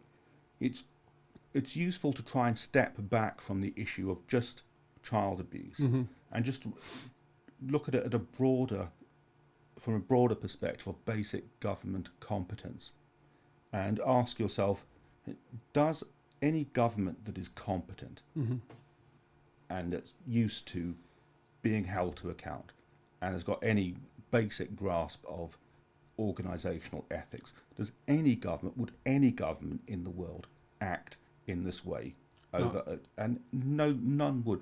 So the important thing about this is what it says actually about the true nature of governance in Jersey. Jersey isn't a state. It's basically like it's a little feudatory controlled by the Mafia. But if Jersey was a state, you would describe it as a failed state. What we see in the Jersey child abuse scandal, the ongoing Jersey child abuse cover-ups, is basically the complete meltdown, the breakdown entirely in the rule of law and basic, democracy and good governance. Because would you say Jersey's government's legitimate? No. By any international standard or by any standard? I think we've learned the hard way that actually Jersey's government was never legitimate. And it never has been. Jersey is not and never has been actually, in truth, a functioning democracy. We don't have a meaningful, truly democratic legislature, when democratically accountable members can get, blocked from taking their seat just for telling the truth. When a minister for social services who's actually required by law to enforce child protection laws, when he tries to do so, can actually just get removed from office. When the police are investigating child abuse cover-ups, and then the police chief can just get sacked. That none of that would happen in a real functioning democracy. And it's the same with the basic prosecution system. Jersey doesn't have an objective prosecution function. It just doesn't. You've got the same. Could you explain that? Because is that the law office that you mean? Yeah, the Jersey Crown officers, the law officers department, they also fulfil the function of being effectively the director of public prosecutions. That's the Attorney General in Jersey and the Crown prosecution system. Yet these are the same actual individuals who are the legal advisors on a day-to-day basis to the individual states' departments, the very departments that were acting illegally and covering stuff up. And we see, whilst the child abuse public inquiry was catastrophically bad and actually a criminal enterprise in and of itself, nevertheless, they couldn't stop a lot of important facts coming out in that. And you see numerous examples highlighted in that of Philip Balash in the past, when he was Solicitor General and Attorney General, basically covering up child abuse and failing to bring child abusers to justice. And he was the same whilst doing that, like, for example, the Blanche Pierre child abuse cover-up, which took place throughout the 1980s, and the abuse only got stopped in 1990 when it became too difficult to carry on ignoring. Philip Balash was at that point the Attorney General, thus the sole prosecuting authority in Jersey, but he was also with that same hat on, was the legal advisor to the Education Department, which department at that time was responsible for running the children's group homes and was responsible for letting the child abuse take place and for covering up the Blanche Pierre child abuse. So essentially he'd be investigating himself. That's correct, yeah. And, as I'm sure we will get onto, that kind of culture, that syndrome, manifested itself and continues to this day. Well, I'd like to get into that now, because that's what I was going to follow up on then, is who was responsible for Haute de la Garonne? That would have been responsible for enforcing the law in respect of Haute de la Garonne. Well, the oversight. The oversight back in the day resided with the then Education Committee. Right. The children's homes came under the auspices of the then Education Committee. Haute de la Garonne was shut down in 1986, and clearly, as we now know, there was in fact evidence and reports that weren't made public back in the day, but saying that at least the standards of treatment of children in that place was appalling. Yeah. And it should have been shut down. But you see, back in the day, in fact, to go back to somebody we've spoken about already, former Senator Reg Jean, again, he's now deceased, but, was a self-admitted Freemason. Back in the day, he was the president of the Education Committee at a time when all of this abuse was taking place at Haute de la Garonne, and he went along with the concealment of it and the covering up of it. And it also came to light in the course of the police investigations that there were allegations actually of child abuse against former Senator Reg Jean himself. So you start to see how these wheels within wheels, the complete toxicity of Jersey means that basically, because so much power is in the hands of so few people, they can all work together to cover up their malfeasances. And they do it not necessarily because they always like each other. They do it to carry it on. They do it because they want to carry on their system, and they've also got dirt over each other. Now, it won't always be child abuse, of course, but it will be stuff like, tax dodging, international money laundering. That is that. So this is how you have to use the lens of a good, detailed understanding of mafia culture in order to understand power in Jersey. So not just look through the lens of just child abuse. Obviously, look at it in its entirety. Yeah, you have to. If you have a good understanding of mafia culture and mafia methodology, and I've got some books here which I might talk about later that explain these things. If you take that kind of mafia methodology template and apply it to Jersey, the way power is in Jersey, it fits that template perfectly. The power culture in Jersey is absolutely mafia culture. So it's mirrored exactly the same as the mafia. They keep each other's secrets. They know each other's dirt. They do each other's favours. They owe each other favours. They get to be made man. And that's a good phrase to use, because in mafia culture, becoming a made man means like if you're going to become like a good mafia infantryman or consigliere or whatever, you've got to prove your commitment to the cause by making your first bones, as they call it. Killing someone. Yeah. And that's what you call a made man. Once you've made your first bones, that's where the expression comes from. And whilst in the context of places like Jersey, they don't necessarily have to kill anybody, but they've got to go through a similar kind of test to show their loyalty to the system by doing something majorly corrupt. That they know that they can doing hold, something illegal. That they know they can hold against them for the rest of their lives. That's right. Yeah. That's exactly. So they used to, in the old mafia days in New York and stuff, they used to give you a gun, tell you to shoot someone, then you had to hand over the gun to the boss. So he would hold that gun with your prints on and say, "We're in it together now." So similar sort of thing, yeah. And that's exactly how the Crown Officers Department in Jersey has worked. I mean, we can never even start to get the proper rule of law in Jersey until there is a complete purge of. I mean, the Jersey Law Officers Department needs abolishing. What does it exist for? Well, It serves no purpose whatsoever. It's simply it's a corrupt, countervailing, secret force. It's a countervailing force to Jersey's democratically elected legislature. And indeed, Graham Power described it admirably when he described the Law Officers Department and what it represents as a government within the government. Because they're the ones who decide who goes to court, who meets the criteria of a crime. The thing that got me about the Law Officers Department when we first spoke a while ago was you've got, document after document, page after page of people like, Mario Lundy and people like that who were, guilty as sin. Sure. And they've obviously seen these documents, and yet they wouldn't bring charges against him for some unknown reason. That's right. No one's ever been charged. Or I think how many people have been charged after all this historic abuse? About 4? 4 or 5. Fucking ridiculous. Nothing like that. There are. Well, we'll come on to that later on. But there are big time child abusers walking free on Jersey right now, as we sit here. So things that span decades, that have gone on for years and years and years, and hundreds of kids have been victims of it, and yet still only about 4 people got done. It's fucking insane. Yeah, and the way the law officers work is that they recruit their replacements. So it's kind of like dead man's shoes, and that way they guarantee omerta. Like nobody gets to be made Solicitor General and then Attorney General and then Deputy Bailiff or Bailiff unless the people up the chain above them can be absolutely guaranteed the loyalty and obedience of the people that they're appointing. And that's how, so that nobody would get made into a Solicitor General on Jersey unless they had made their bones. Yeah.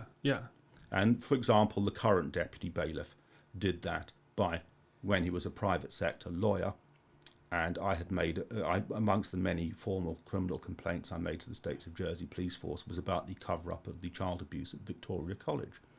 And clearly this had been extensively and knowingly and deliberately covered up by the authorities at Victoria College. Now clearly what they were doing was a conspiracy to pervert the course of justice, and it was misconduct in public office in some cases.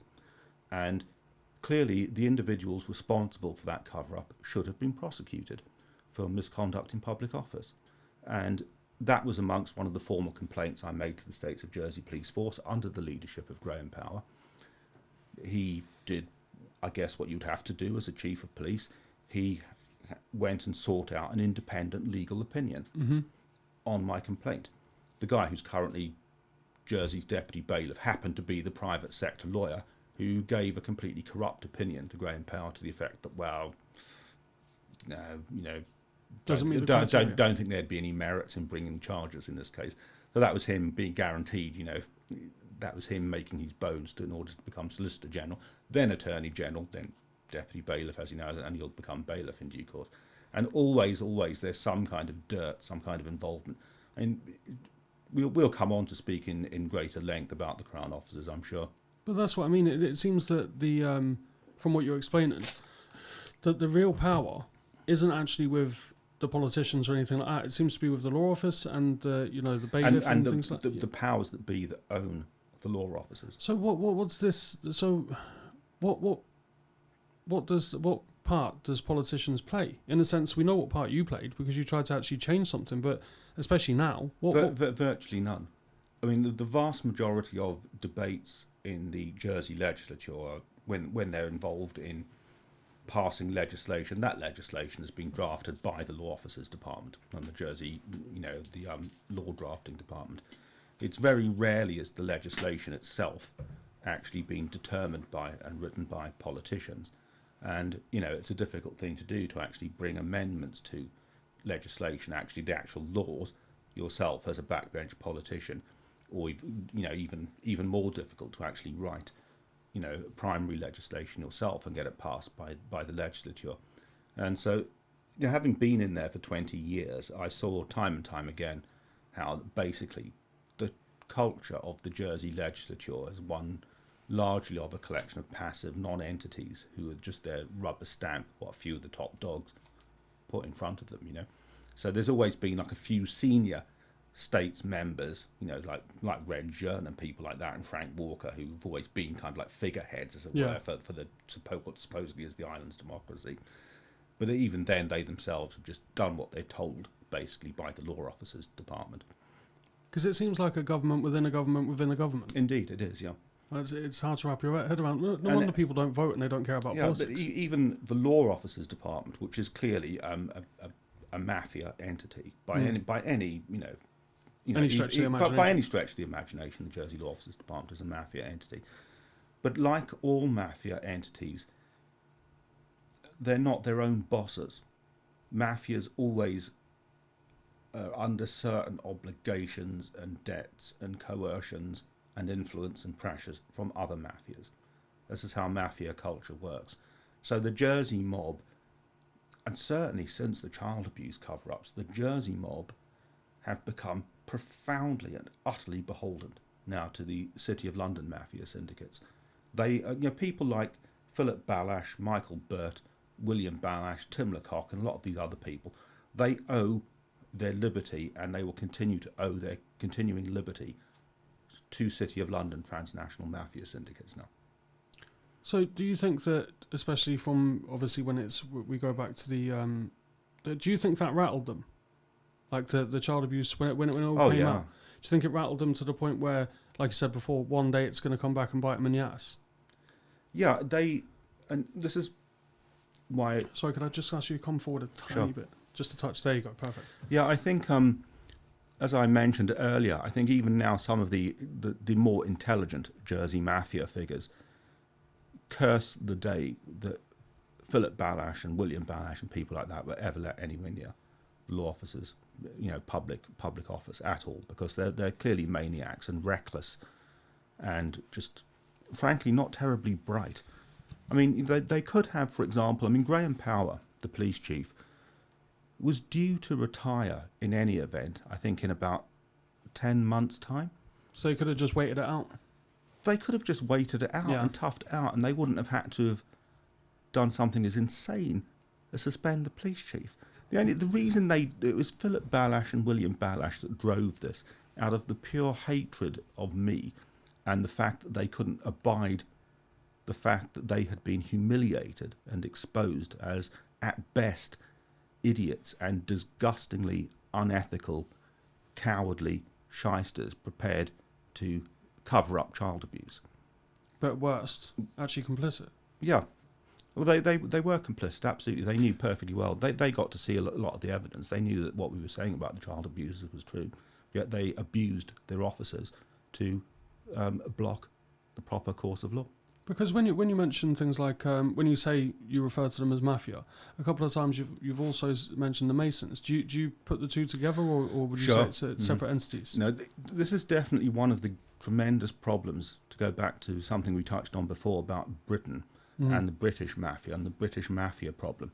The problem, and this is actually a profound risk to Britain, to the survival of Britain as a secure and democratic state, and we're seeing that at the moment with the degree of Russian mafia influence in Britain. The problem that Britain has as a state is that because the culture of accountability, if that's even a suitable word, within the British constitutional system, there's a phrase they use to describe it, which is the good chap theory of governance, which is that people like senior MPs, cabinet ministers, very senior civil servants, senior security service officials, when push comes to shove, they can be relied upon to be good chaps and just do the right thing. Like the good old boys club. Yeah, no, I don't mean doing stuff in a corrupt sense. I mean good chaps as in look the other way. No, you're misinterpreting me. The British establishment always said, well, we don't have a written constitution, but we don't necessarily need one, because when push comes to shove, we can rely upon good chap conduct to make things work. Whereas, if a senior politician says something about a serious matter and, senior civil servants, have to, get told this, and, that these senior figures in power could be relied upon to do the honest and the good thing, Right. the good chap theory, and that this is like supposed to be a substitute for having a written constitution with actual Right. meaning. Right. Now I understand. Yep. Right. But of course, in truth, what this means is that all meaningful power in Britain, when you get to kind of like the kernel of power Yeah. in Britain, when you get to the heart of things, that very kind of senior level, cabinet level, senior judiciary That's not level, good enough. prosecution level, the crown, the actual levels of accountability, it all just dissolves into fog. Like, you know, the Privy Council, for example. What is the Privy Council? How does the Privy Council become accountable for anything? The Privy Council, you know, one of the constitutional hearts of the British system, was proactively involved in supporting the local mafia in their child abuse cover-ups. So basically, when it all comes down to what it all boils down to is basically their integrity to do the right thing. Yeah, but their problem is they don't know themselves who the good guys and who the bad guys are anymore, or what they're supposed to do. Right. For example, I've seen correspondence written by a Jersey lawyer to Buckingham Palace, to the monarch, that's actually been answered by Her Majesty's then personal assistant, and what Her Majesty's personal assistant wrote back to this lawyer was just complete bullshit. And I'll give this man the benefit of the doubt and assume he wrote this stuff and made these omissions because he simply didn't know what the hell he was talking about and didn't understand the situation. And we see the same thing happening today. For example, the whole Brexit situation has clearly been funded and driven by Russian mafia money. And we see this when the much delayed Russia report came out a couple of months ago, after being delayed for like 8 weeks or whatever. It turns out that what it revealed really was a stupendous degree of incompetence on the part of Britain's security services. They didn't know whether there was Russian interference in the 2016 referendum or the more recent general elections, because they didn't bother looking. So, how would, for someone like me who doesn't really understand the whole Brexit thing too much, how would Russia benefit from us leaving the EU? Because the Russian mafia and those kind of countries fear the spread of Western European democracy into their countries. Because whilst no country is perfect and we'll find corruption everywhere, within the European Union countries, like, you know, post-World War II, you know, France, Germany, the Western European states, they've got much less corruption than most places. Certainly a lot less corruption than Britain, and a lot less corruption than places like Russia. So it's always been strategically one of the, and indeed this is not a secret. You know, it's recorded fact. The Russians have made no secret that one of their strategic objectives was to fragment and split up and weaken the European Union. Right. You know, one of the books I have here, which I'm just reading at the moment, deals with this very subject. This is Shadow State. Right. Murder, Mayhem and Russia's Remaking of the West. It's written by a journalist of very high repute, Luke Harding. And, you know, these are the kind of books that you have to read, really, if you want to get a good kind of strategic geopolitical understanding of where a tiny place like Jersey sits in all of this. But just to go back to finish off the point I was making, is that the British Constitution, because it's so foggy and woolly at the very heart, and it doesn't have a written constitution, it itself doesn't know who's supposed to be accountable for what and who should be doing what. It doesn't itself know what each specific responsibilities, its own individual components, should be undertaking. And this has made Britain immensely vulnerable to just this kind of contamination and corruption. And because Jersey and, you know, the Crown dependencies are very much a part of this kind of make-believe, mystical, constitutional arrangement, then, as we've seen through the Jersey child abuse cover-ups, ordinary powerless people here can't rely upon any ultimately proper protection of the rule of law here. You think, because isn't Britain one of the oldest democracies? Oh yeah, very, very, You'd think very that much so. that was the one thing that we got right, as in to write in the Constitution, because even America, which is a very young country, do you know what I mean, and many others have a Constitution or at least some form of, Bill of Rights. The fact that we don't. Yeah. If you put that point to the average, insular British constitutionalist, they would point to things like Magna Carta. But when you get down to it, Magna Carta was essentially just a deal between the king and all of the rich, powerful landowners, barons, businessmen and tradesmen. And it doesn't actually mean anything under common law, does it, Magna Carta? Well, I don't know about that. Lots of it's been kind of rendered obsolete and replaced by other laws. But the point is, the voice of the average person, the voice of the peasants, didn't feature anywhere in Magna Carta. Yeah. And one of the good things that's always held up historically about Magna Carta and it being a marvellous, historical document that marked a milestone towards freedom from tyranny, freedom from that corrupt abuse of people's rights by a pure monarch. And because it embodied the legal principle of habeas corpus, which meant that no one could be deprived of their liberty unless on a properly lawful basis, which meant like a properly lawful objective court and that kind of thing, as opposed to just being ordered to be imprisoned by the Crown. Now that was basically the only good part of Magna Carta. But if we roll the clock forward today, people like the monarchy and the City of London Corporation, which is responsible in the mafia syndicates of the City of London Corporation, are really responsible for controlling power on Jersey.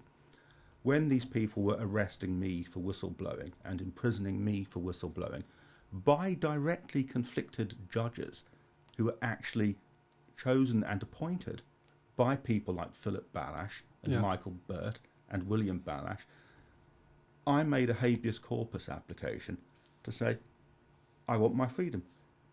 I've been locked up by people that were actually chosen and appointed by these directly conflicted judges.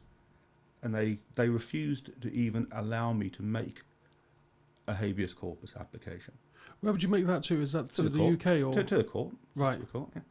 Because can you walk us through that? What actually happened, like leading up to your arrest and why you went to prison? You're supposed to have access to a lawful objective court, which means an impartial court, one that's free of contamination. And if you can say, I have been imprisoned without proper lawful process, then the court's got to order your release. That's what a habeas corpus application means. So what did they actually put you in prison for? For what they claim they put me in prison for was contempt of court. What they jailed me for was, of course, whistleblowing, for publishing evidence which showed the profound and staggering levels of corruption and criminality that they had covered up and that in some instances they themselves had committed. So essentially they removed you from your position, they stopped you doing your duties as a senator, and then they imprisoned you. And they don't see how this looks to the rest of the world. No.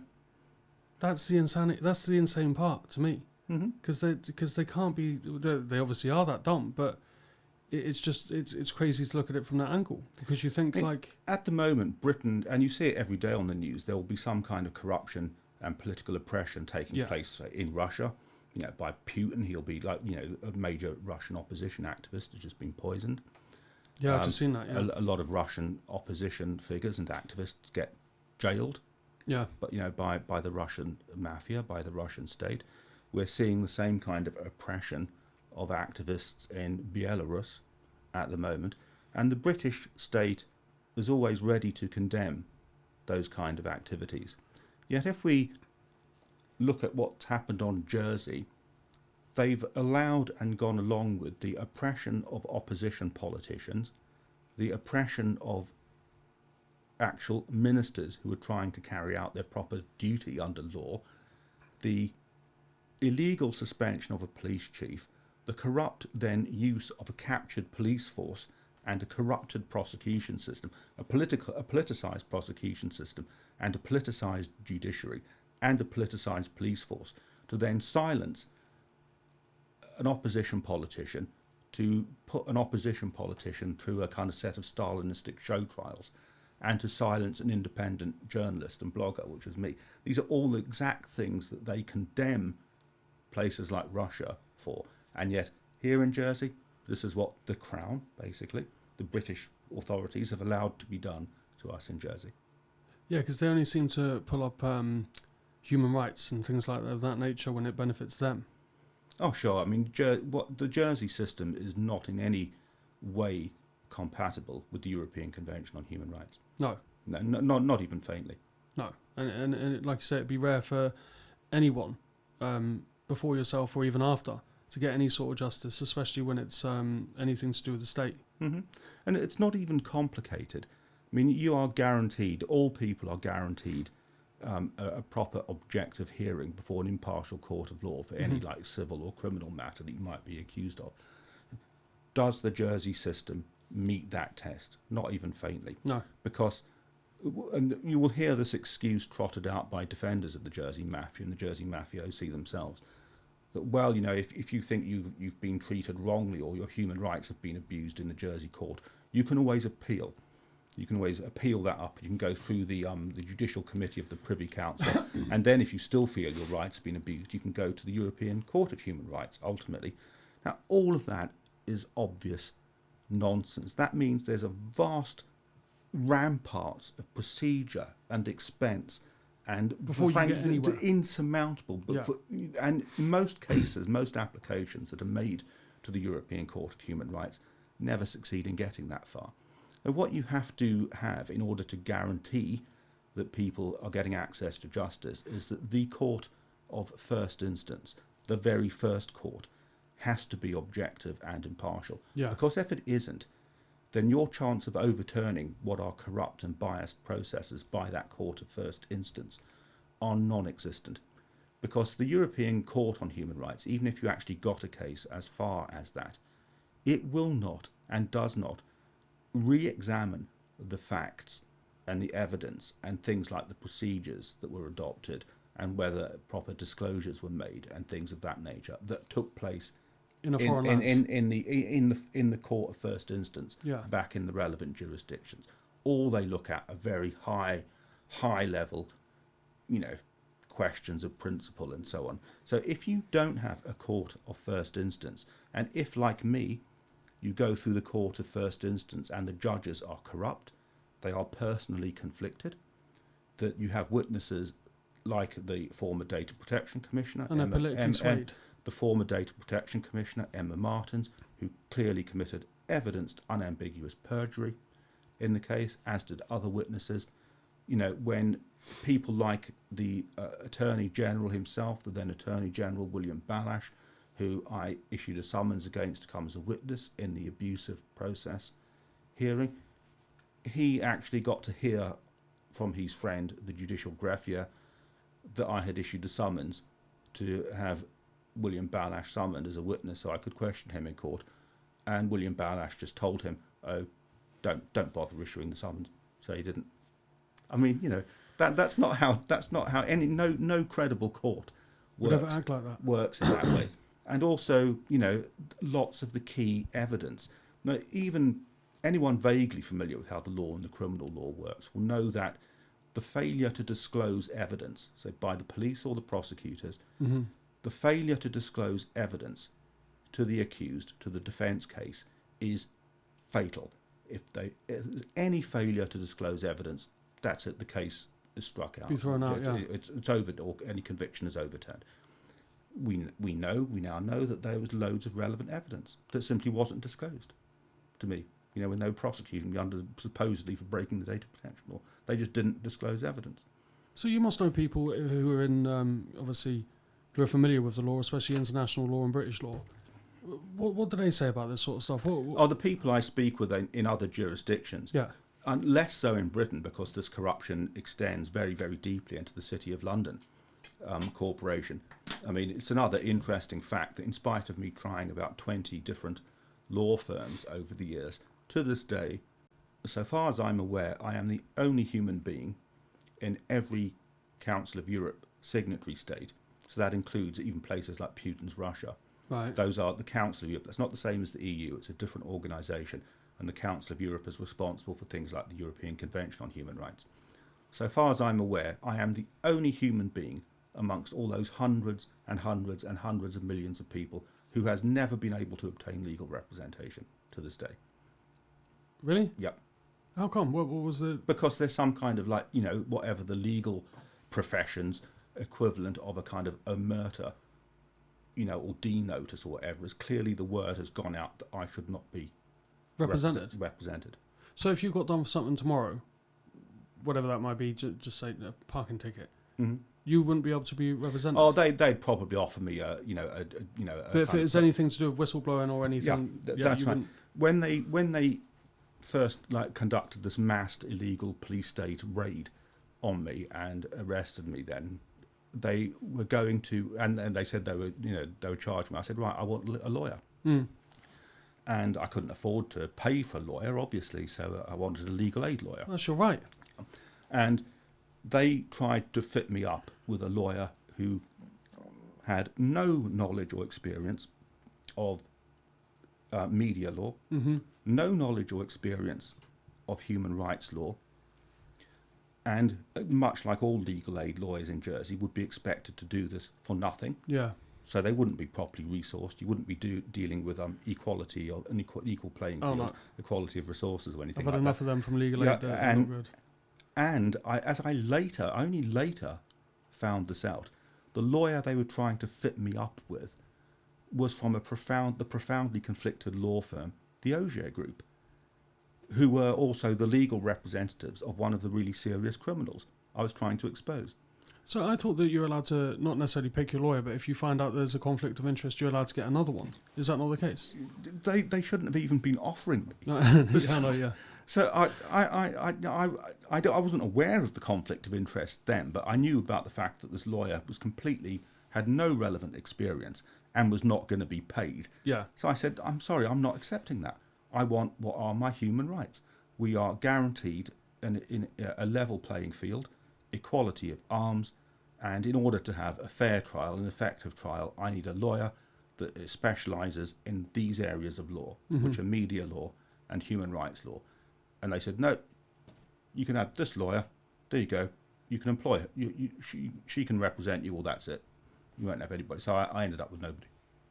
What? So you ended up representing yourself? I had to represent myself throughout and that in and of itself has been an apocalyptic nightmare for the establishment, because a lawyer would never, frankly, have done the nature of the work and the number of applications and the extent of research that I did. And now, for example, all of the transcripts of all of these bizarre Stalinistic kangaroo court show trials that they did against me just make them look appalling. There's just no hiding place. Can I get them?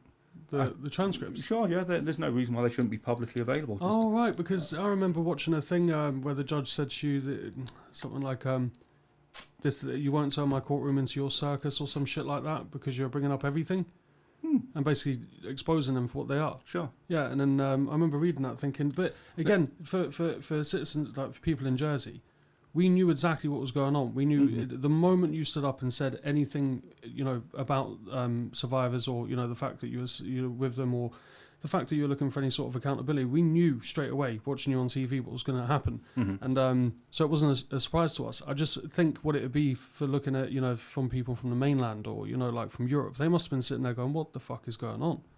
Yeah, well, it was insane to watch. One of the journalists who's still very much involved in working on the whole Jersey situation, an American journalist, Leah McGrathgood, she actually was there and observed a lot of the proceedings going on in the magistrates' court at an early stage. Right, yeah. And the fatally conflicted Bridget Shaw was the magistrate, and her conduct. I mean, not only was her conduct profoundly corrupt and dishonest, it was simply incompetent. I mean, so often she had to actually stop the proceedings and ask me to borrow the law books, like books on human rights that I was referring to, and my books on judicial review. That does not surprise me, because she's crazy. And she and, in fact, Emma Martins, the corrupt and perjuring data protection commissioner, were both working for William Balash's law officers department within the police force, as the law officers' controlling hand over the police force, as it were. And thus Bridget Shaw herself had a professional involvement in the failures of the police to bring certain child abusers to justice, as did Emma Martins before she was recruited to become Data Protection Commissioner. So that makes both the decisions of Emma Martins in connection with me and any involvement of Bridget Shaw in anything to do with me fundamentally unlawful. They're conflicted. They're conflicted, and that's an end on it. Yet, and I pointed this out repeatedly in the proceedings, but the Jersey Mafia, so crazed with their sense of invulnerability, they just went ahead anyway. I mean, Philip Balash was bailiff at this time, and his brother, both because of profound personal conflicts of interest they have, should never ever have taken any kind of official decision in anything to do with any aspect of the child abuse controversies whatsoever. But nevertheless, they did. Let alone give a speech on Liberation Day and stuff. And Philip Balash, I remember when they decided to recruit their friend and lawyer from the law officers department, who had been responsible for working with the police, Bridget Shaw. They decided to recruit her from that office to appoint her as a magistrate. And when Philip Balash was swearing her into office to be the magistrate, as they clearly had planned, she was going to be the judge that was going to, preside over the kangaroo trial against me. Philip Balash actually used that opportunity in the Royal Court when she was being sworn in as magistrate to actually slag me off. Really? Yeah. How can that work? How can that happen and no one else pull it as being conflicted? Well, it doesn't work. This is mafia. I mean, even the mafia in Sicily or Naples wouldn't operate a court system that they had in their pocket in such a insane and undisguisedly corrupt and brazen manner. They wouldn't do it. This is what I mean about these Jersey people. A lot of these Jersey establishment figures are maniacs, and idiots. Every respectable person who I know is familiar with all of these things and a lot of other things besides. And these now include, I mean, I work, globally with groups of activists now. I mean, essentially, if you ask me to define what my role is these days, I say simply I'm an international anti-mafia activist. That's the core of what I do. And that covers everything from. And child abuse has been, in fact, systemic and concealed child abuse has long been a mafia tool, as we're starting now to increasingly see with the Epstein, Maxwell stuff and so on and so forth. But I've spoken to serious journalists, real kind of learned people that study these things, investigators, law enforcement officials from other jurisdictions too, and they take one look at all this Jersey stuff and they just get it immediately. They can see exactly. This is why I say it's very difficult to conceive of any way back, frankly, for the Jersey Mafia from the hole they've dug themselves into. I mean, sooner or later, it's quite probable, in fact, that some of these senior Jersey Mafia figures are going to find themselves staring down the barrels of US extradition proceedings. Is that I was going to ask you about that. Is that actually could that happen? Because sure. And that would that be from obviously the basically money laundering or sure, that kind of thing, yeah. So high level, serious, international, transnational, serious organised crime. And sex, child trafficking is very much a part of that. And when you combine it with the Jersey situation, with sex trafficking and high level money laundering and other serious crimes, for example, so much of the activity in Jersey, certainly the law firm, which we haven't really spoken about yet, but the law firm Appleby Global, we could maybe come on to that. Multiple breaches of the RICO Act in the USA and the Foreign Corrupt Practices Act. And would we fall under that those sort of laws and stuff? Obviously, because it's US law. Not us as a jurisdiction, but when the US authorities look at people that have basically acted criminally, insofar as they have broken laws that are relevant to business practices in the USA, then it doesn't matter where they are in the world, those authorities will try and extradite them to face responsibility for their crimes. So that'd be a good day. Yeah, it will be, yeah. And, could you explain, before we move on to Appleby Global, because that needs a bit of backstory, obviously. Could you just tell me what it was like? Because obviously you spent, how long did you get in jail? About 6 months so far. I mean, I fully expect them to, jail me again at any moment. So how did you find it? Obviously, because it's not the kind of thing that's nice. No. I wasn't looking forward to it particularly. But I knew that I was right and innocent, and I was doing and saying the right thing. So I knew that I just had to face down, gangsters like Bridget Shaw and the rest of these crooks, Christopher Pitchers and other mobsters that the Jersey Mafia got in to pretend to be judges in their make-believe courts. It would have been wrong of me and unethical of me to, go. They wanted to basically cow me into silence. What they wanted to try and do, basically, gag you. They wanted me to basically say, "Oh yes, I've been a naughty boy. I'm terribly sorry. Yeah, the things I've said so far and the things I've written in my journalism, they weren't actually true." So it's a back down. Yeah, that's what they. So that's what they wanted to do, and I couldn't, in all morality and ethics, let them do that. I'd imagine you found more honour and integrity up the jail than what you did in the... Yeah, I mean, I didn't know kind of what it was going to be like. Obviously, you go in there ready for, getting trouble and whatever, for violence, that kind of thing. But, there was no damn way I was going in the vulnerable prisoners section where all the fucking nonsense are. I was fucking taking my chances on the wing, and... But I'd imagine you'd get on. I have to say, whilst my human rights were abused by the prison governors and management, insofar as the inmates and all of the frontline staff were concerned, I never had a word of trouble.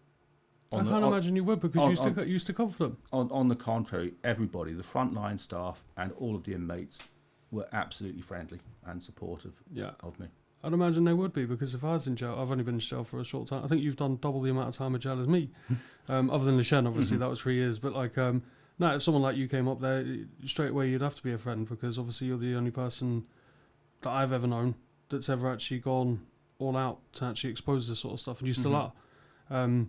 Which obviously brings us on to the next point. Could you explain exactly what Appleby Global is?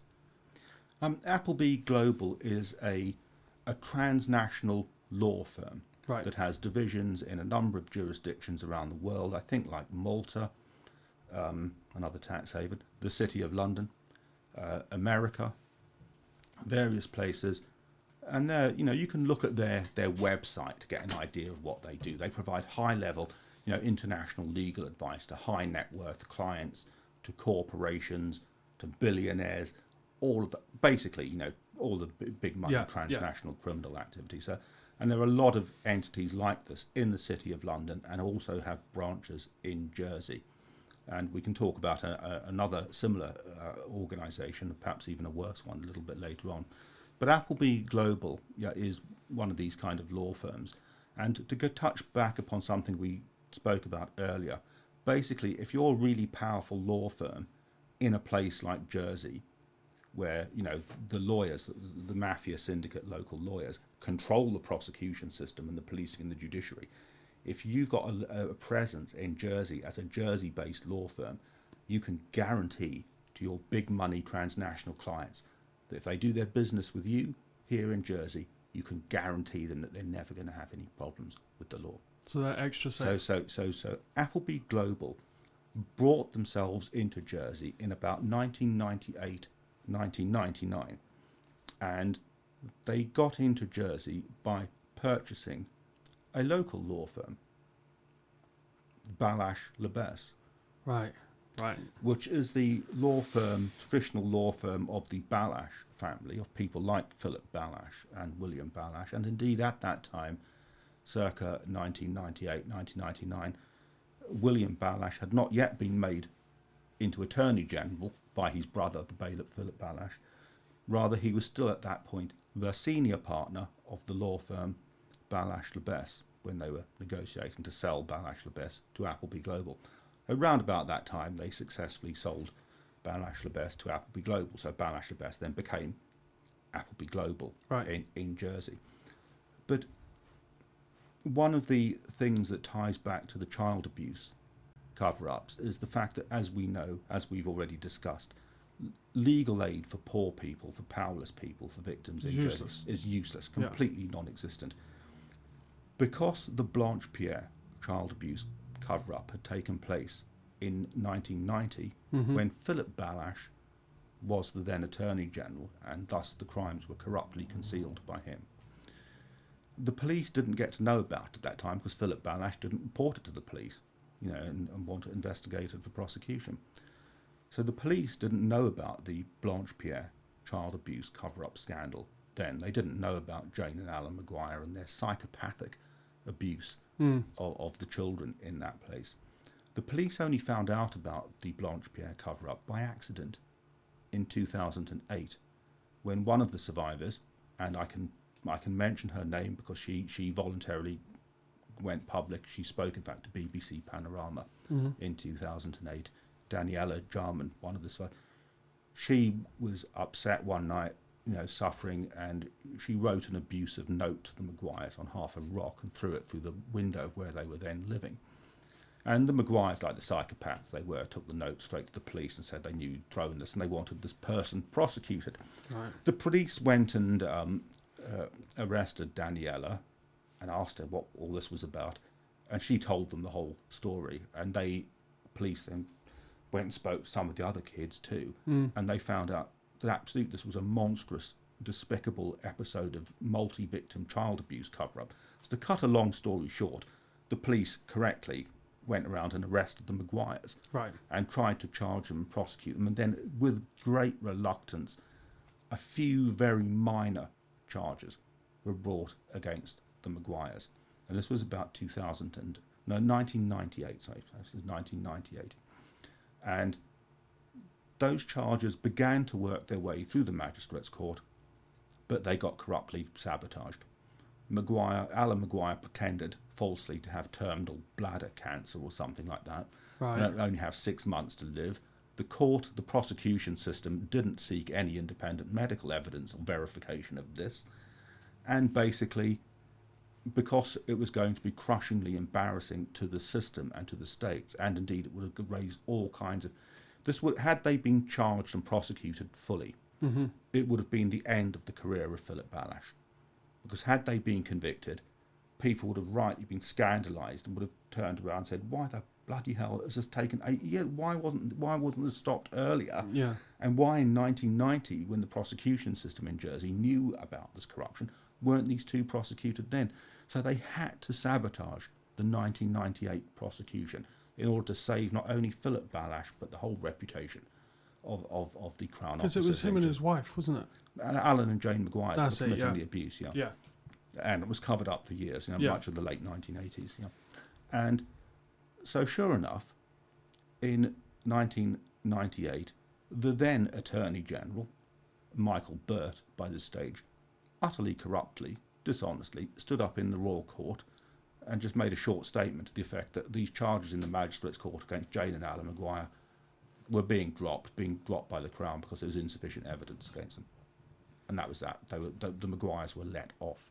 And that was in 1998? 1998. Now, at that time, the victims of the Maguires had been, by the establishment, they had been assigned legal aid lawyers. Who do we think those lawyers were? You're joking. Balash Lebes. So this is at a time when William Balash's actual name appears as the senior partner on the official note paper of this law firm. The lawyers, Balash Lebes, and as they became round about that time, Appleby Global, were the legal representatives, supposedly, of Daniela and the other victims. So that's that law firm, Balash Lebes, Appleby Global, not only failed to stop the sabotage of the prosecutions, they also even failed to get any kind of civil justice, civil compensation from the state on behalf of the Blanche Pierre victims. So they got nothing, even if there hadn't been grounds to press on with the prosecution of Jane and Alan Maguire. The evidence was just crushing and undeniable that this abuse had been allowed to continue and had been illegally covered up by the state. So at the very least, the victims of the Blanche Pierre atrocity, the victims of the states of Jersey, because that's what they were, those kids should have had millions and millions and millions and millions of pounds of compensation. And they got nothing. Via Not the so much civil as courts. Yeah, by the civil court, and they got nothing. And their law firm who betrayed them was Appleby Global. So Appleby Global, just to sum it up for people, so they were appointed lawyers. Yeah. For survivors of Blanche Pierre, which was a home that obviously abused kids. Yeah. And they're obviously conflicted because they were run or owned by the Balash brothers, Yeah. Mm-hmm. who essentially were the Attorney General at the time. The Attorney General in 1990, when they should have been prosecuted, was Philip Balash. Right. Yeah, he was the then Attorney General, and shortly after, Balash Lebes was brought by Appleby Global, and Appleby Global took over. Mm-hmm. So then the victims, like Daniela, became represented by Appleby Global. So it's the same thing. Yeah, it was the same thing. The exact same thing. Same conflicts of interest. And Appleby Global absolutely betrayed these victims. Wholly corruptly, they betrayed their own clients. And regardless of the fact that they're legal aid clients, still they owe the same duty of representation and duty of care to those kids. And they got nothing. So this was another staggeringly corrupt example of child abuse cover-up.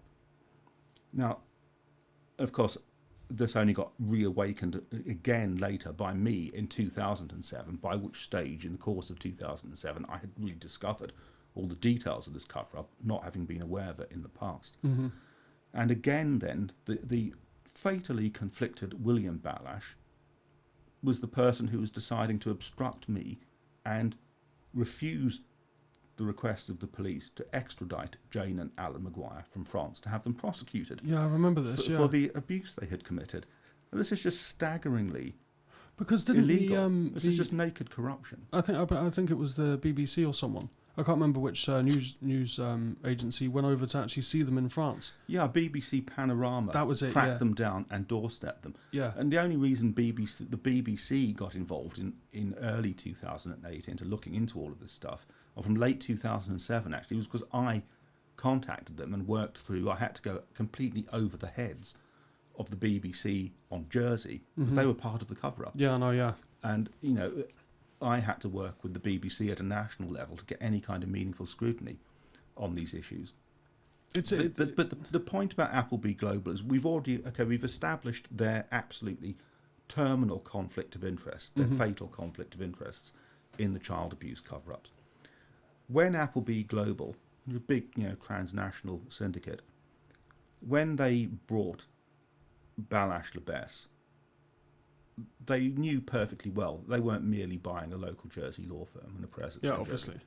What they were purchasing, what Appleby Global, a transnational corporation that does business in America and places like that, they knew perfectly well what they were purchasing was control of the Jersey judicial system through Jersey bailiff Philip Balash, and control of the Jersey prosecution system through William Balash, who, as soon as the deal was transacted and completed, and Balash Lebes was sold to Appleby Global, they knew he was going to be made Attorney General. So when Appleby Global, this big transnational corporation, bought their way into Jersey, they knew that not only were they buying a local law firm, they were de facto buying control of the democracy, of the judiciary, right, and of the prosecution system. Now we know from much later on, because of things like the Paradise Papers, and I have some books here that deal with this big leak of from Panama, finance and shell companies, and tax evasion and money laundering and all of that kind of thing. We know that Appleby Global had a big stake in all of that kind of business and that kind of transaction. And we know because of those leaks that one of the major, maybe the major client of Appleby Global is Apple, of Apple Computers. The Apple Corporation. And they basically, one of the things that was leaked was a questionnaire that Apple had issued to their lawyers, Appleby Global, asking them questions about, well, we want to put all our major banking and our major financial dealings into one jurisdiction, one of these, tax efficient jurisdictions, like Jersey or whatever. And they said, before we do that, we need certain guarantees. Like, can you guarantee, discretion, and can you guarantee political stability of this particular setting? And the Appleby Global Jersey crew and their transnational partners said, "Oh yes, we can guarantee political stability in Jersey." Yeah. And so, lo and behold, Apple Corporation put all of their money into Jersey. So they did so. In doing that, they were colluding with an organisation that clearly has corrupted the local judicial function, corrupted the local prosecution function, which then went on to further criminally and convictedly involve themselves in child abuse cover-up, trafficking basically, and then went on to oppose and illegally and dishonestly oppress and obstruct the only meaningful opposition politician in Jersey, which was me. And one of the things, to put the tin lid on the Appleby Global situation, the legal representatives who carried out all of the prosecutions and all of the corruption and the Stalinistic show trials against me, who were the legal advisors, the lawyers of the Data Protection Commissioner. Really? Appleby Global? Appleby Global. Fucking hell. And they didn't disclose evidence. I've got evidence here from disclosures from Google showing that Appleby Global were lying throughout the proceedings against me, that they were failing to disclose the truth. One of the things I asked, the Data Protection Commissioner, the gangster Emma Martins, on the stand under oath, was that, was your interest as the Data Protection Commissioner and your decisions to take action against me, did any of this have its roots in my work to try and expose the child abuse cover-ups? And under oath, she said, no, had nothing to do with the child abuse. So there's literally... But I've got evidence here that was disclosed to me years later, which shows that to be a stark lie. And the Appleby Global, in fact, were working throughout 2008 to try and get my independent journalism stopped.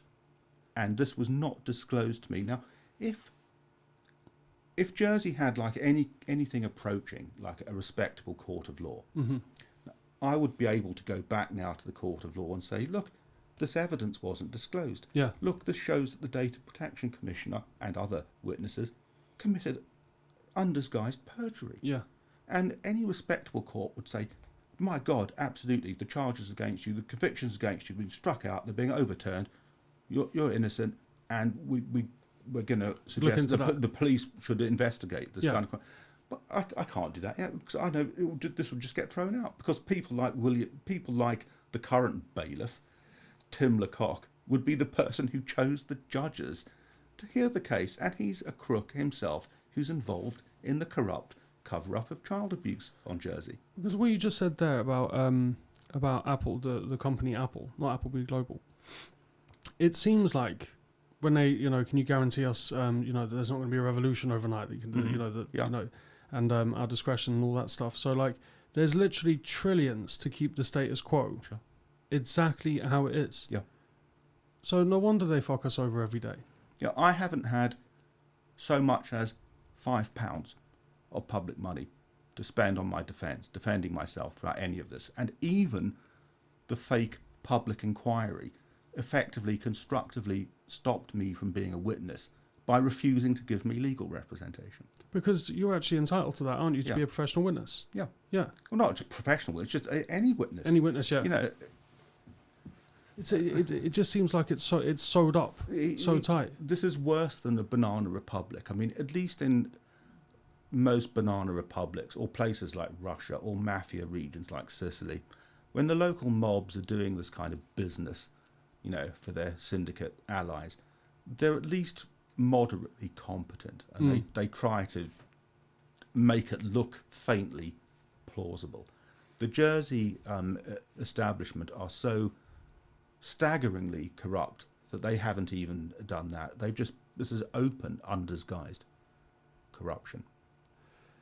Because I guess the what I have to ask is like, how?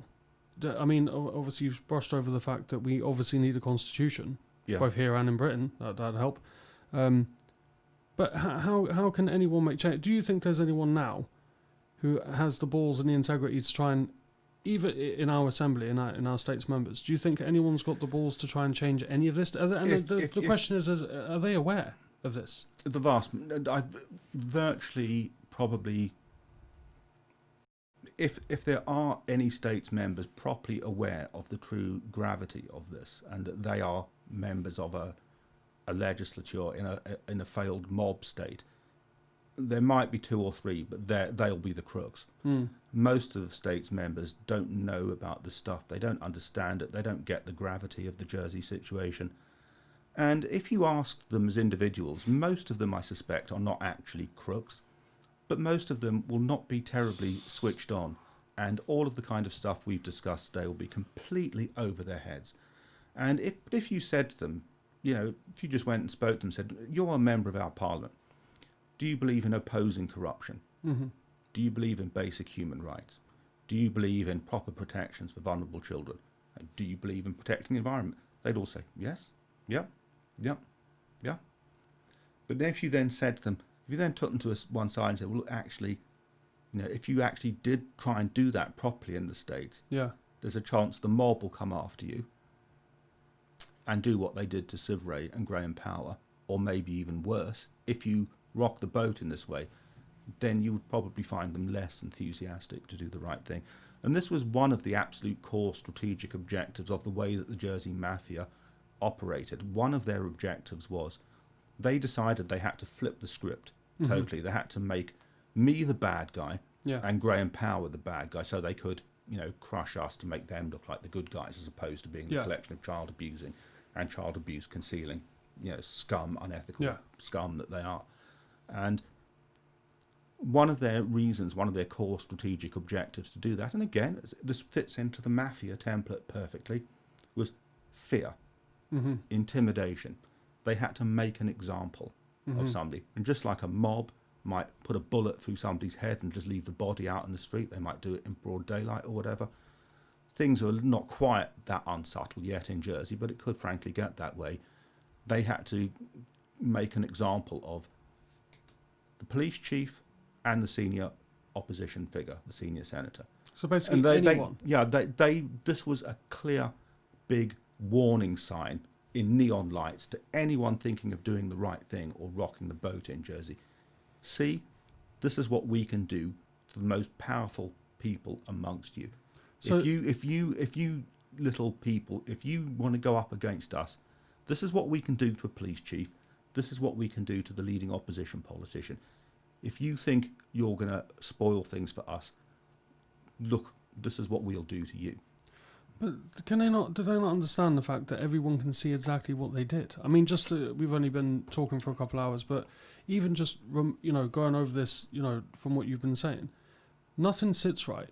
And I'm not a well-educated man. I don't understand politics, policies, or politicians, or anything like that. But at the same time, we watched it with our own eyes. We watched when you first said something. We watched you stand with survivors. I've known you for 18 months now, and I only know you because obviously my time in the Shen and stuff like that. But we've watched you for all these years. We've watched you campaign. We've watched you, stand up for people and survivors. It just seems weird that no one else, especially people that are actually not in power, but people who are elected, anyone today, isn't sitting there and thinking, well, shouldn't there be an investigation as to what happened to Stuart Syvret? Well, there absolutely should be. But of course, the only person who I can imagine might be willing to do such a thing would be Mike Higgins, because he's a good. He's the only one I trust. Yeah, he's brave. Yeah, he's got balls of steel, Mike. He's actually a good guy. And but you're absolutely correct. I mean, any jurisdiction in which basically a child abuse cover-up had been undertaken and it involved in illegally suspending a police chief and politically imprisoning the social service, the only member of the legislature at the time who was actually trying to fight for abuse survivors. Yeah. Any respectable polity would be turning around and saying to the crooks who had done this, well, we can't do that. We want this investigated. This can't happen. This kind of oppression can't happen in our society. But of course, because the climate of fear as such in Jersey, that they won't get people to do it. I mean, we have a starkly evidenced gangster Tim Lecoq, who's the head of the Jersey legislature and head of the Jersey judiciary. Now, this guy, you say, a gangster, that's a hell of a thing to say. Look, we now know from the evidence that, in fact, the illegal suspension of the good police chief, Graham Power, was not just a sudden last-minute thing that only came to, the issues only came to concern like a day or two beforehand. What was their actual reasoning for that? There's an interim report by the Metropolitan Police which supposedly criticised the way that Operation Rectangle had been run. It was all nonsense, right? Complete nonsense, and wholly, frankly, incompatible with the truth. Four ACPO reports, that had endorsed, the way the investigation had been conducted.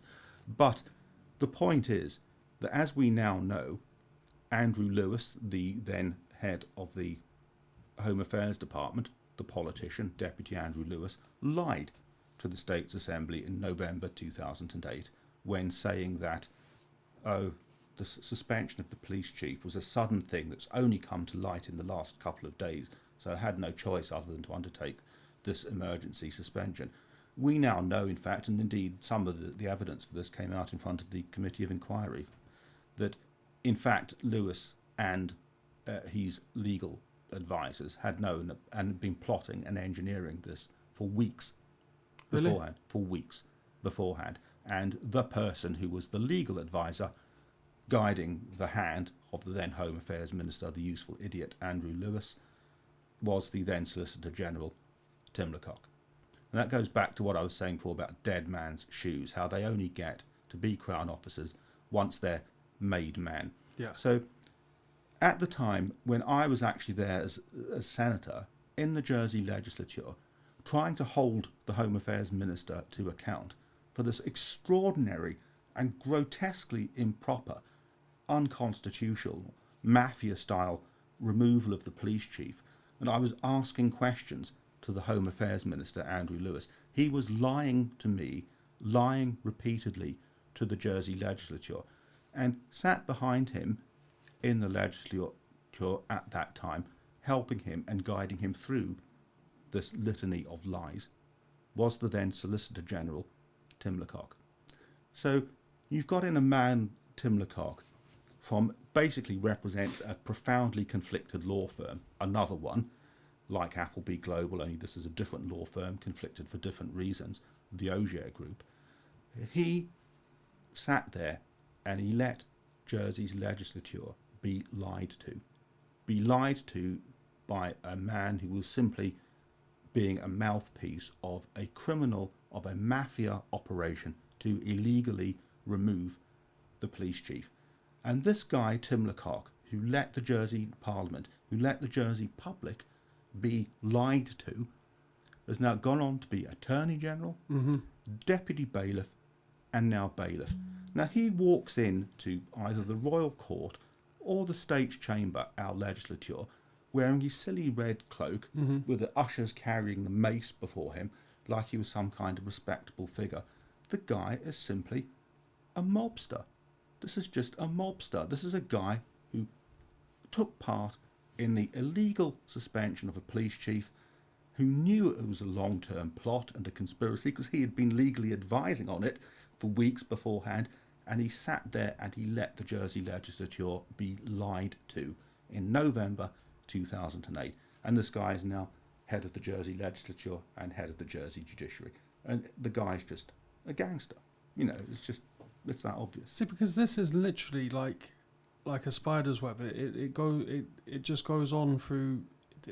You would never think, if you looked at Jersey just from a normal guy on the street, right? If you turn around and said, "What do you think about X, Y, and Z?" Do you know what I mean? They'd never assumed that it went this deep. They'd never assumed that it was this, buried, so to speak. So I mean, how do we, obviously this show do its part, but how can you make people understand, just how complex it is? And what do you think is a simplified answer of how we can actually change something over here? Because obviously, like I said before, we're obviously having a bill of rights, so to speak. Yeah. Do you know what I mean? But we know we're not going to get that anytime soon. But what can we do, and what can our elected representatives do? Because it sounds too weird, and it's also conflicted. that no one's ever said anything. Mm-hmm. It's crazy. I don't see anyone with the caliber, the understanding, or the courage in any kind of position of influence on Jersey doing the right thing.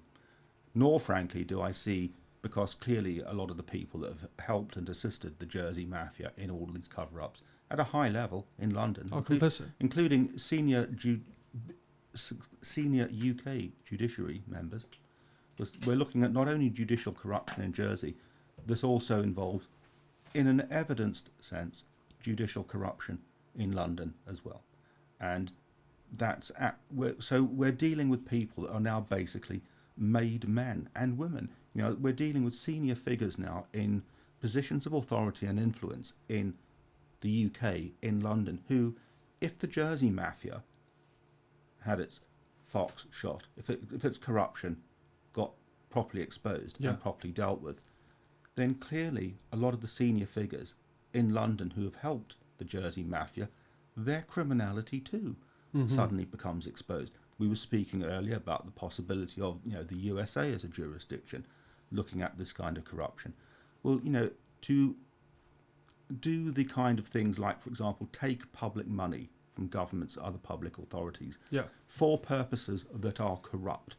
That is a criminal offence on the part of somebody who might live in the UK if they do that on behalf of an overseas power.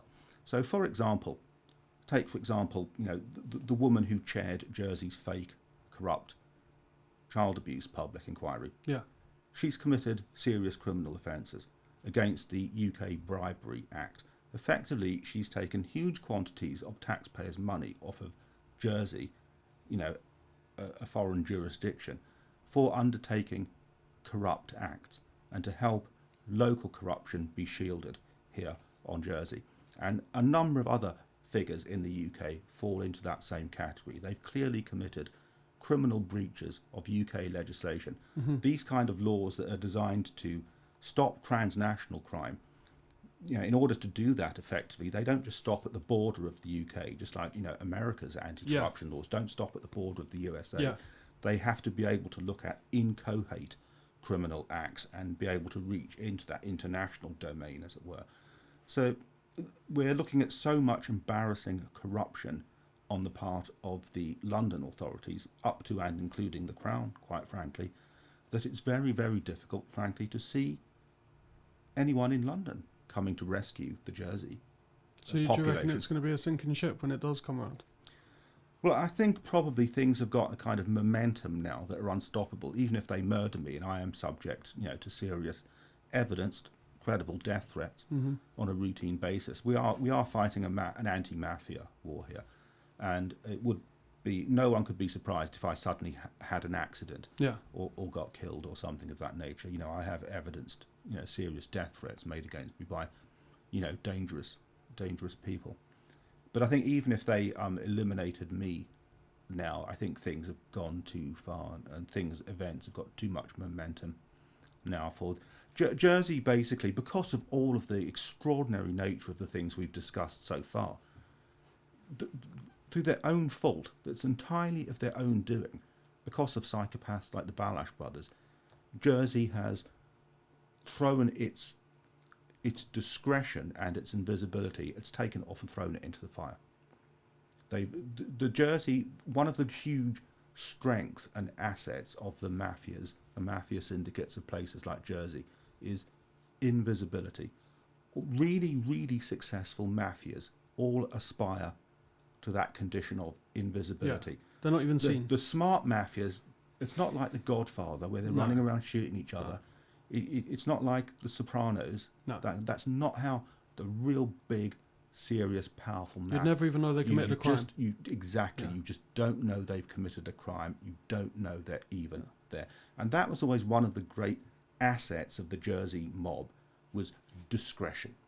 Invisibility. And Jersey was always like a little, respectable little backwater with a few ornamental cows and some nicely mowed lawns that didn't really ever do anything to raise its head above the parapet or draw attention to itself.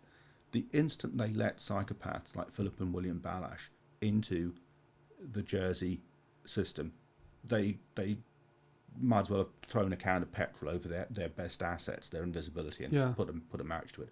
The insanity, the anarchy, the lawless bedlam of the last 15 years. So that because history works in strange ways, because when you actually, in 50 years or whatever, when they actually look into this and they see that, you know, like that was a bad move to get them in power, and then they see the fact that you came along, do you know what I mean? Like it all sort of coincides to the, you know, the child abuse thing, and then obviously the thing with Graham Powell. Yeah, this shows the grotesque incompetence, actually, and ultimately the stagnation and the decadence of the Jersey Mafia. You know, all good things come to an end. Empires fail, you know, sooner or later, and it's usually a kind of an internal decadence that normally causes them to become complacent or incompetent or whatever. That is what's happened to the Jersey Mafia. They stopped being smart. They became complacent, arrogant, and filled with hubris. All of this could be avoided if anyone amongst their number had, in 2007, been smart enough to see that there were two horses here. There were people like the Balash brothers, or there was me. Yeah. They backed the wrong horse. Yeah. If the Jersey lawyers, most of the Jersey lawyers, had signed a collective letter in the summer of 2007 to Philip Balash and whatever, and he's saying, you and your brother have got to resign, or to the Crown in London saying, so we've lost faith completely in the bailiff, deputy bailiff and whatever. We want them removed. We want new people placed in. You know, we can't have, you know, health and social services ministers being oppressed for trying to protect children. If they had done that, if they had backed the right horse, then very probably a lot of the extraordinary corruption and cover-ups and apocalyptic avalanche of tottering cover-up upon cover-up would never have happened. The Armageddon that they're faced with now would never have happened. Well, it wouldn't have needed to happen. That's right. Because obviously they would have, again, like you say, backed the right horse. But do you think that... And it's profoundly unfortunate for them, from their point of view, that the Jersey situation is now being cast into even more starker lights by things like the Epstein and Maxwell child abuse cover-ups. People, because of Epstein, they're now starting to see that industrial scale child abuse has in fact happening. It's been routinely used as a tool by mafias. Yeah. It's to entrap people and to gain power and control over people. Same as the early days of the KGB. When they used to get US diplomats over, they used to feed them whiskey and get them... This goes back longer than that. Yeah. But mafias and the states, you know, various states around the world have used all kinds of entrapment mechanisms and devices for decades. Mm-hmm. And when it comes down to it, mafias and states, like the Russians and others, when it comes down to it, when they really want to get dirt on people, their ultimate dirt is child abuse. Yeah. Because there's no worse crime. No. You know, they could maybe have dirt on somebody for fiddling their taxes, you know, taking £1 million bribe or whatever. Get a prostitute, anything. Yeah. But nothing is going to be as bad. Yeah, but at the end of the day, if these people that have got that kind of dirt on them start to get asked to do something really extraordinary, like go along with murder or whatever, that kind of, they might flip and say, no, I'm not going to do that. But if it's child abuse, they might go to the police. But if these people, these real wretched maniacs who abuse children, you know, there's no way back from being, you know, a serious child abuser. No. So once these people have got that kind of dirt over anyone, no matter who they are, over. Police officers, lawyers, journalists, politicians, it's game over. People that are owned for those kind of crimes are fucking owned. Yeah, owned for and life. They stay and that's owned. it. Yeah. And they stay owned. Yeah. And that's why, to extrapolate from that, it is no accident that people with a history of child abuse kind of get elevated into all kinds of positions of authority in law firms, in local government, in businesses, in banks or whatever, in the police, in the security services, because it suits the purposes of those who own them to help them, you know, using various influences to get up the ladder. Because the more up the ladder they get, the more influence the greater and greater value their owned asset then becomes. Yeah. And the world is now starting to lose a whole lot of naivety now about that. We see that Epstein was doing this on an industrial scale. So that's now. Well, now that there's because and now the fact that Ghislaine Maxwell, is in jail, yeah, and the Americans are bringing her to justice, that's good. And I think probably that too is going to come out and have implications. I'd imagine she's going to sink a lot of people, especially, and the weirdest thing is now that even that's been politicized in America. But again, I think with the the Save the Children thing that's going up and down the UK, it's been hardly reported on, but there was tens of thousands of people on last Sunday, up and down the UK from Exeter to Manchester to Newcastle. I think China was thinking about doing something over here. Save the Children is just literally for that now that people are aware of the numbers of how many kids are trafficked via social services, via gangs and things like that, they know that it's not, to traffic a child is not an easy thing to do, right, on any level, whether you're going to get a fake passport or whatever it is. To traffic tens of thousands of children is obviously on a scale where there's more involvement than what people are, it has to be, the authorities have to know. Yeah. And this is big people, like you said, like the Epstein thing and stuff like that.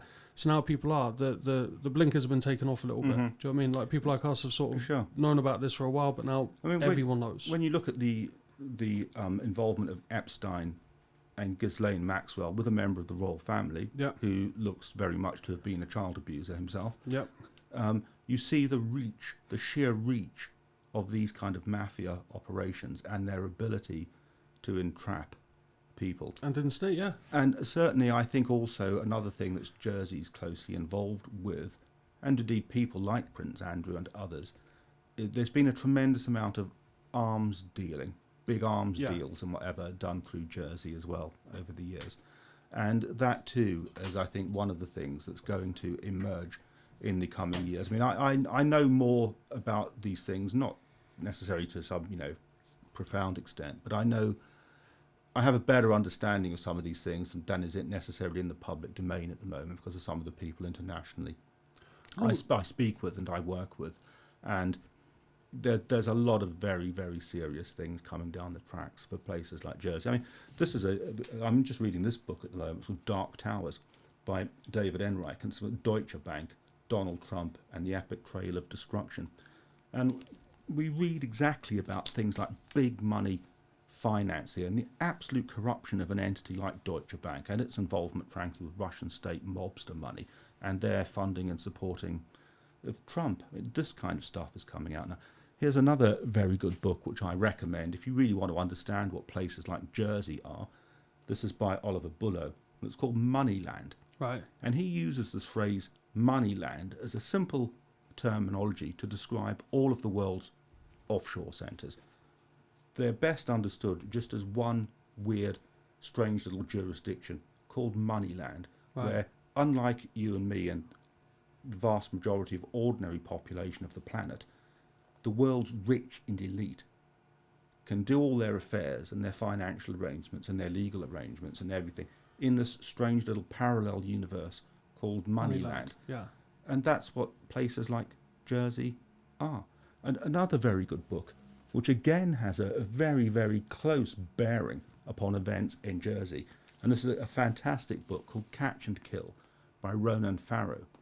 And he was responsible, with some of the brave victims of Harvey Weinstein, for uncovering and exposing Weinstein's crimes. And he's now doing 30 years in jail. Yeah. And one of the fascinating things about this book, and it's got a tremendously accurate parallel with Jersey, is that when Farrow was trying to investigate these things as an investigative journalist to uncover them and get them exposed, he was actually being obstructed and opposed by a plot amongst his bosses in the TV company he worked for, who were in league with other senior people from other media, and they were basically pulling strings on behalf of Weinstein to try and bury it. To get Ronan Farrow's story spiked in order to help cover up Weinstein. So that's actually very, very highly evidenced in this book.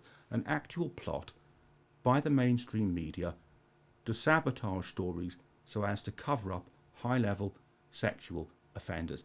That is exactly what's happened in Jersey. Media involvement, high-level media plots to shield and cover up clearly evidenced sexual offenders. And the only significant difference between the events in Catch and Kill and the events on Jersey is that the events on Jersey are worse. That's insanity when you think about it, isn't it? But like you say, do you think that, I mean, you don't need to actually, it's every media company, for some unknown reason, for years and years and years now, have always buried this. So you think there must be people in, or not necessarily people in power, but people in, you know, the BBC and stuff like that. The BBC are renowned for it. When you look at any powerful entity in, you know, decades gone by, I mean, just, you know, well, probably always has been this way, but certainly let's just for argument's sake just look at the post-World War II era. If you look at any organisation, be it a public organisation, a state organisation, be it, you know, a parliament, you know, a judiciary, a prosecution system, or private sector organisations like media or banks or law firms, anywhere you see an organisation that has significant power and influence, there will be a substantial mafia influence within it. And that's just a given, where no matter where you look in any kind of significant power area throughout our societies, there will be a mafia element, at least, a mafia influence at best in some of them. Some institutions, like, for example, the Jersey judiciary and the Jersey prosecution system, are entirely mafia organisations. They're totally subsumed by transnational, serious organised crime. But that mafia influence stretches into so many of these areas. And indeed, you know, I have books here like Cosa Nostra, you know, about the Sicilian mafia. That's another very, very good book too. And indeed, when I speak with investigators and law enforcement officials or whatever who don't really understand what Jersey is, and what I always recommend a number of books to them to read, and that book by John Dickey, Cosa Nostra, is one of the books I recommend to them, because what he describes in there about the culture of Cosa Nostra and how they think of themselves and how they operate, and just the kind of language that they use to one another and the way they kind of do deals and just come to, you know, gentlemanly understandings about the favours that they owe each other. That is exactly, and I know, because I worked amongst these people for 20 years. That is exactly a description of how the Jersey mafia operates. It's exactly the same. And, you know, Cosa Nostra, our thing, you know, and that's what the Jersey way. This is how Jersey. So would you say operates. Would you say there's any hope for? I know you obviously have hope for them seeing their day in court, but over the next sort of like 5 years, do you think or 10 years, do you think it's going to come to a crash and halt where people actually wake up and look around and think, how are we being governed by these gangsters? One of the things I can say is that, you know, the informal name we use for the kind of our, you know, transnational, you know, anti-mafia campaigning, we call it Operation Kraken. And one of the things that we've come to realise, you know, as Operation Kraken activists, is that the reason high-level, serious, organised crime thrives is because it's always intergenerational. Right. There are crime families, and they hand it on from generation to generation to generation. And again, that's part of the mafia template. And again, when you apply that template to Jersey, that's exactly how Jersey operates. For example, there's the Jersey Irish crime family, the Troy Shenton crime family, and that's part of, you know, the mafia syndicates that have controlled Jersey for so long. One of the things that we've realised, and I think there's a growing awareness internationally and amongst, you know, law enforcers too, is that the war against serious high-level organised crime can't be won until we realise that it too is a permanent battle, and it too has got to be intergenerational. I mean, even if we got rid of some of the mobsters in Jersey and saw them behind bars for the rest of their life, as they should be, it doesn't mean tomorrow there won't be more. Their cousins and their grandchildren or whatever will step into their shoes. So I think there's a growing realisation that if this kind of high-level organised crime and the whole way that mafia methodology, you know, the whole concept of making man, you know, and spreading the corruption and so on, and inevitably sucking people in, that in order for that to be combated, it has to be seen and recognised that these people even in a major crime that gets exposed, it won't just be the people that have been prosecuted for that ultimately will be involved in it on the periphery. There will be others, and one of the things that we've got to face up to in Jersey is because there are so many made men and women in Jersey, that these people, they will have me murdered. They've already had people murdered. They will have me murdered before they face defeat. And people like the Balash brothers and Michael Burt and Tim Lecoq and Emma Martins and these kind of people, Bridget Shaw, they know that if we win, if international law enforcement wins against the Jersey situation, they know they're going to jail. Yeah. And in the case of some of them, for the rest of their lives, given their age, they will stop at nothing. So they've already murdered 2 people at least in the context of the Jersey child abuse investigation. Liz McKean, who was one of the 2 journalists that first got Jimmy Savile properly exposed. You remember when that first erupted, Savile was dead by this stage. So who's that? Liz McLean? Liz McKean. She was a professional, lifelong, serious investigative journalist, broadcast journalist who had exposed corruption. She was instrumental in exposing Savile. It was her story that got pulled by Newsnight when they were going to do like some kind of, anniversary of Savile's death or something like that. I forget exactly when it was. They were going to do some kind of big tribute program to Jimmy Savile. And because her investigation was coming out then about the fact he was a psychopathic child abuser who'd been covered up for decades, they actually pulled her story. And she went elsewhere with it, and it got exposed anyway. But, she was, a tremendously good investigative journalist.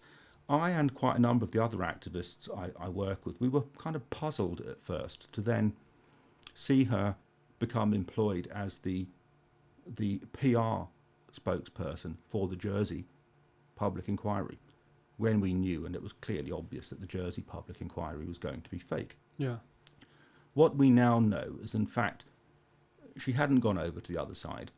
She had taken up the post to do an inside job, right, to show just how corrupt child abuse investigations can be, and just how corrupt, and frankly, the Jersey public inquiry was going to be. Within, I think, 2 days of the Jersey public inquiry report being published, she was dead. How? Was it suspicious? Or a stroke, quote unquote. And she was like a woman, I think, in her early 50s, perfectly fit, healthy, active. She was murdered. We've got no doubt about that. Also, before the public inquiry ended, I think about 2/3 of the way through its work, one of the key whistleblowers and survivors, one of the victims, and her name's in the public domain already, Daniela Jarman. Yeah. I've spoken about her already, one of the Blanche-Pierre survivors, not only a victim of those 2 psychopaths, Jane and Alan Maguire, but a victim of Balash Labesse, Appleby Global and their cover-ups.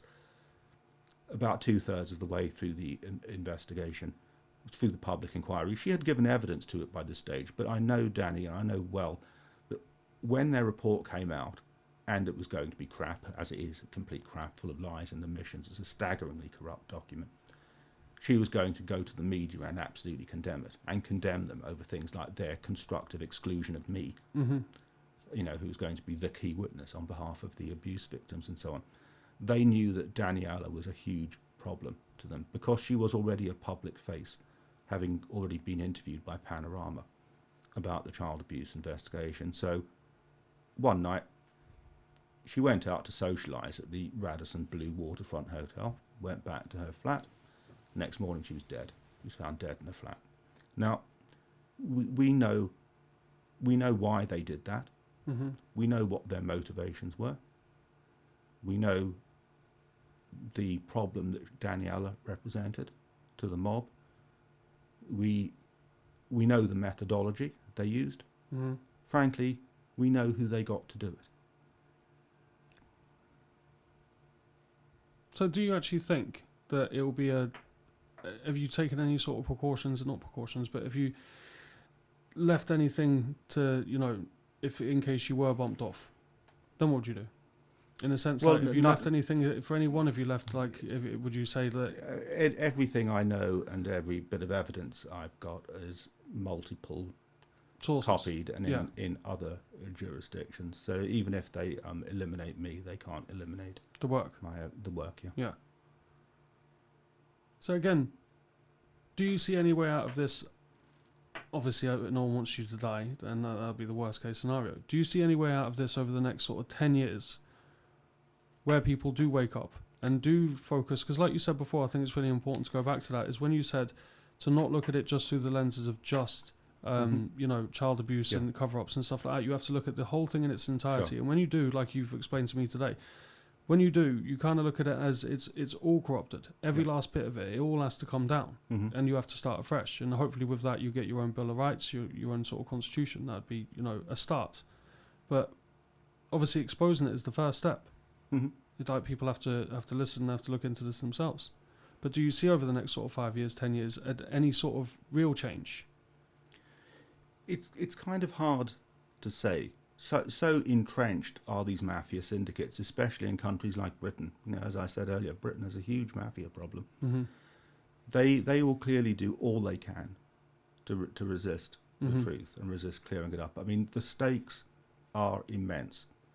I mean, basically, the London establishment helped the Jersey establishment to sabotage the 2008 police investigation on Jersey, and they did so deliberately and knowingly at a time when Jimmy Savile was still alive, and Jimmy Savile had abused my constituents, and he had committed child abuse on Jersey, and he was one of the people we wanted to be brought to justice.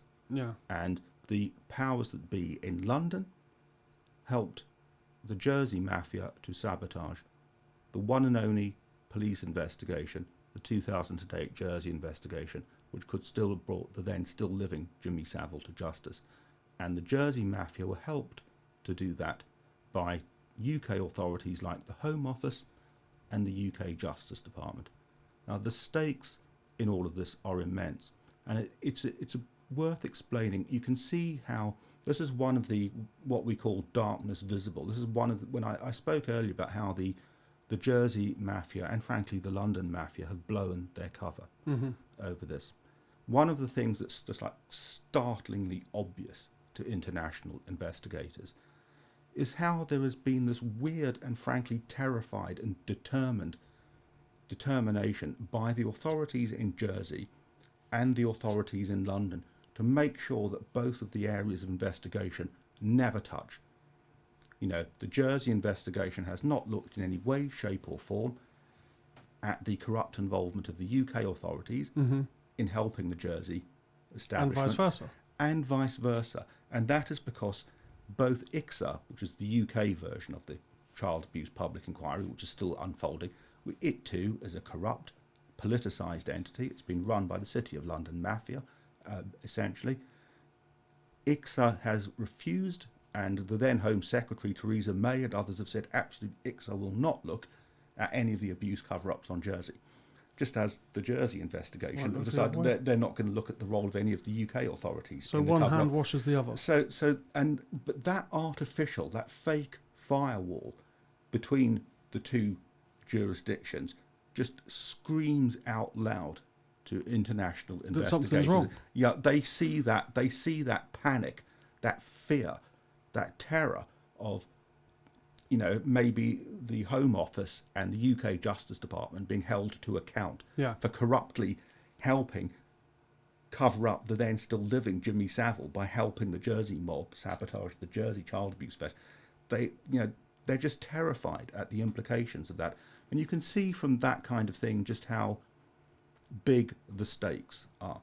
I mean, if the truth gets faced up to about these cover-ups, basically it means Britain's current constitutional arrangements or lack thereof in any meaningful sense, the nation has to face up to this as a complete breakdown in the rule of law. Yeah. And the inadequacies, the deficiencies of Britain's unwritten constitution are just exposed. Yeah. And this can't be tolerated anymore.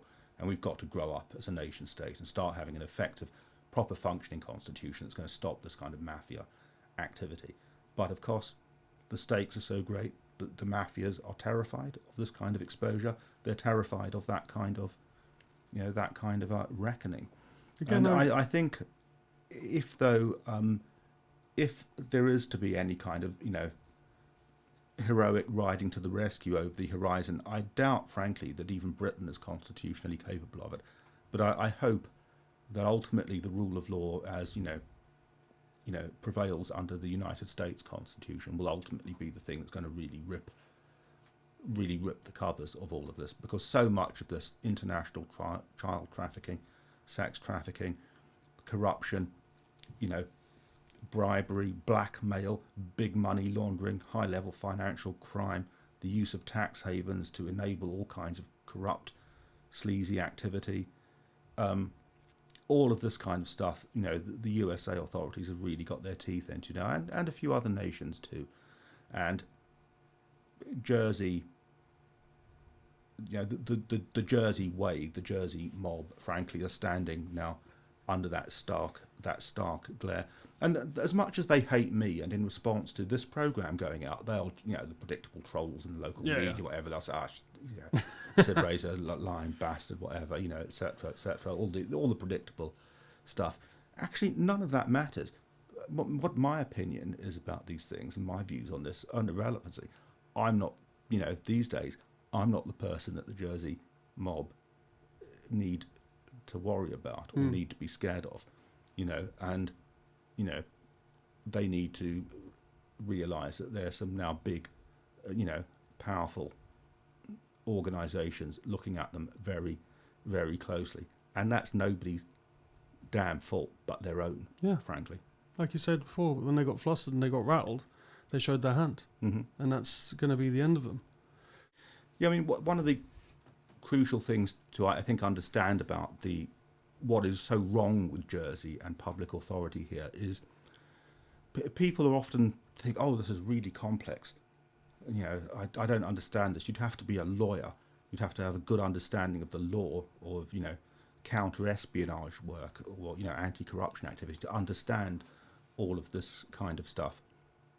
And it's not actually. There is a lot of very simple legal principles that you can apply as a kind of thought experiment, to just see that the Jersey situation is corrupt. For example, as we touched upon earlier, if an individual within a public authority has got a direct conflict of interests in a particular situation, then they're not allowed by law to take part in any decision-making processes. Easy. Yeah. And that doesn't only apply to the judiciary, it applies to any public authority. Yeah. A public authority in law, when it's properly discharging its public duties, cannot be conflicted. Yeah. That clearly the case law is absolutely clear that if an individual decision maker within that public authority is conflicted in a particular decision, then the public authority has to make sure that that person is isolated and firewalled, and instead the decisions are made objectively. There's nothing difficult about that. Yet we see in the repeated obstructions, illegal obstructions that were mounted against me as a health and social service minister, me as a senator, all the decisions that were made to prosecute me on a trumped up, bullshit, nonsense, data protection charges, and I wasn't breaking the data protection law. The data protection law says you're allowed to expose evidence if it's in accordance with the prevention and detection of crime. You're allowed to do investigative journalism. Not only that, it was your job. Yeah, that's exactly right. But in the case of all of those decisions to prosecute me, to investigate me, to use the data protection law against me, to choose the judges that were going to hear the case, all of these decisions were made by terminally conflicted individuals, like William Balash, Tim Lecoq, Michael Burt, Philip Balash, and Emma Martins. And, the judges were conflicted. They were chosen by these conflicted people. So therefore, just by applying that simple thought experiment of, is this set of procedures by these public authorities, are they objective and impartial? Do they meet that established test of being objective, and not contaminated with conflicts of interest? No, they don't. Yeah. And that's it. That's why all of the actions taken against me are the legal term is ab initio. That means from the very beginning. Right. All of the legal proceedings taken against me are simply ab initio unlawful, because they were all made by profoundly, fatally conflicted individuals. Now, if you're going to have that, you can't have the rule of law. And that's, if you want to understand how the Jersey system is so unlawful, that is how and why it is so unlawful. And that's quite setting aside the fact that then in the proceedings against me, numerous witnesses, like the Data Protection Commissioner, Emma Martins and others, committed stark evidence perjury against me. Evidence, as I know, wasn't disclosed to me. This is just shows that Jersey is worse than a banana republic, because most banana republics would have the basic competence to try and at least be subtle about this kind of political oppression. Well, this is one of the reasons, because obviously I must have met you about 18 months ago, 2 years ago. Maybe, yeah. When I first, it was during the inquiry thing, where they asked me for my opinion on it, about my time in the Shannon stuff. And like straight away, obviously, I got to know you. I thought you were great because, and again, it might sound complicated to someone who's looking into it, but it's not that complicated. And that's what kind of pissed me off when I found out that, you need something like this sort of platform for a long form, discussion, because what you have to say can't be said in half hour, and you can't do it in sound bites, and it needs to be broken down. But I think the fact that, because you do make it easily digestible, it's not that complicated. I mean, I don't have any GCSEs, I have no higher education. I can understand it. It's black and white to me. So I think that it's important for people like yourself to actually, do this sort of thing, because then it does make it easier for people to look into it and think, well, hang on a minute, no matter what, we know something's wrong, but we don't know what. Sure. But now that you've said what you said, it makes it easier to look at a bit more. It's like the lenses have been peeled back a little bit. And then the only thing that pisses me off the most about, when listening to you, is because they can't be that arrogant, the people that are in our States Assembly now, even not to know. Or like you said before, they might just be too scared, because you were served as a warning not to rock the boat, so to speak. Yeah. But then that's still not any excuse to alleviate your integrity or leave your balls at the door, so to speak. There has to be, and hopefully when this goes out, there'll be more questions. Do you know what I mean? Especially about the way you're treated, the way you're continually treated. I doubt it, to be honest. But there should be, and it should be people like the constituents should be asking these questions and saying, well, why aren't you asking them on behalf of me? Do you know what I mean? I guess even now, as we were saying earlier, actually, the Jersey Mafia backed the wrong horse in all of this. I suppose it could still be argued that there's a chance for them to try and redeem themselves now. I mean, quite clearly, as we've touched upon at some length, the tide of history and of international scrutiny and of international evidence is now dramatically flooding against places like Jersey. Yeah. Not only because of the child abuse cover-ups and the sex trafficking and the use of places like Jersey as an entrapment venue where children were peddled to paedophiles in order to entrap them, all of the high-level financial crime, the abuse of Jersey as a jurisdiction by big corporations like Apple, Deutsche Bank having a branch in Jersey, God knows what other kinds of things are coming out at the moment. The laundromat, as revealed by the Paradise Papers, pretty much everything that could possibly go wrong has gone for Jersey's reputation is now catching fire. It's like a sinking ship. It's now going wrong. So basically, the only way that I can see that the Jersey establishment could redeem themselves is if they cut the crap, say, yes, our current legal system of a politicised and corrupted judiciary and prosecution system, police force, corrupt, no longer acceptable.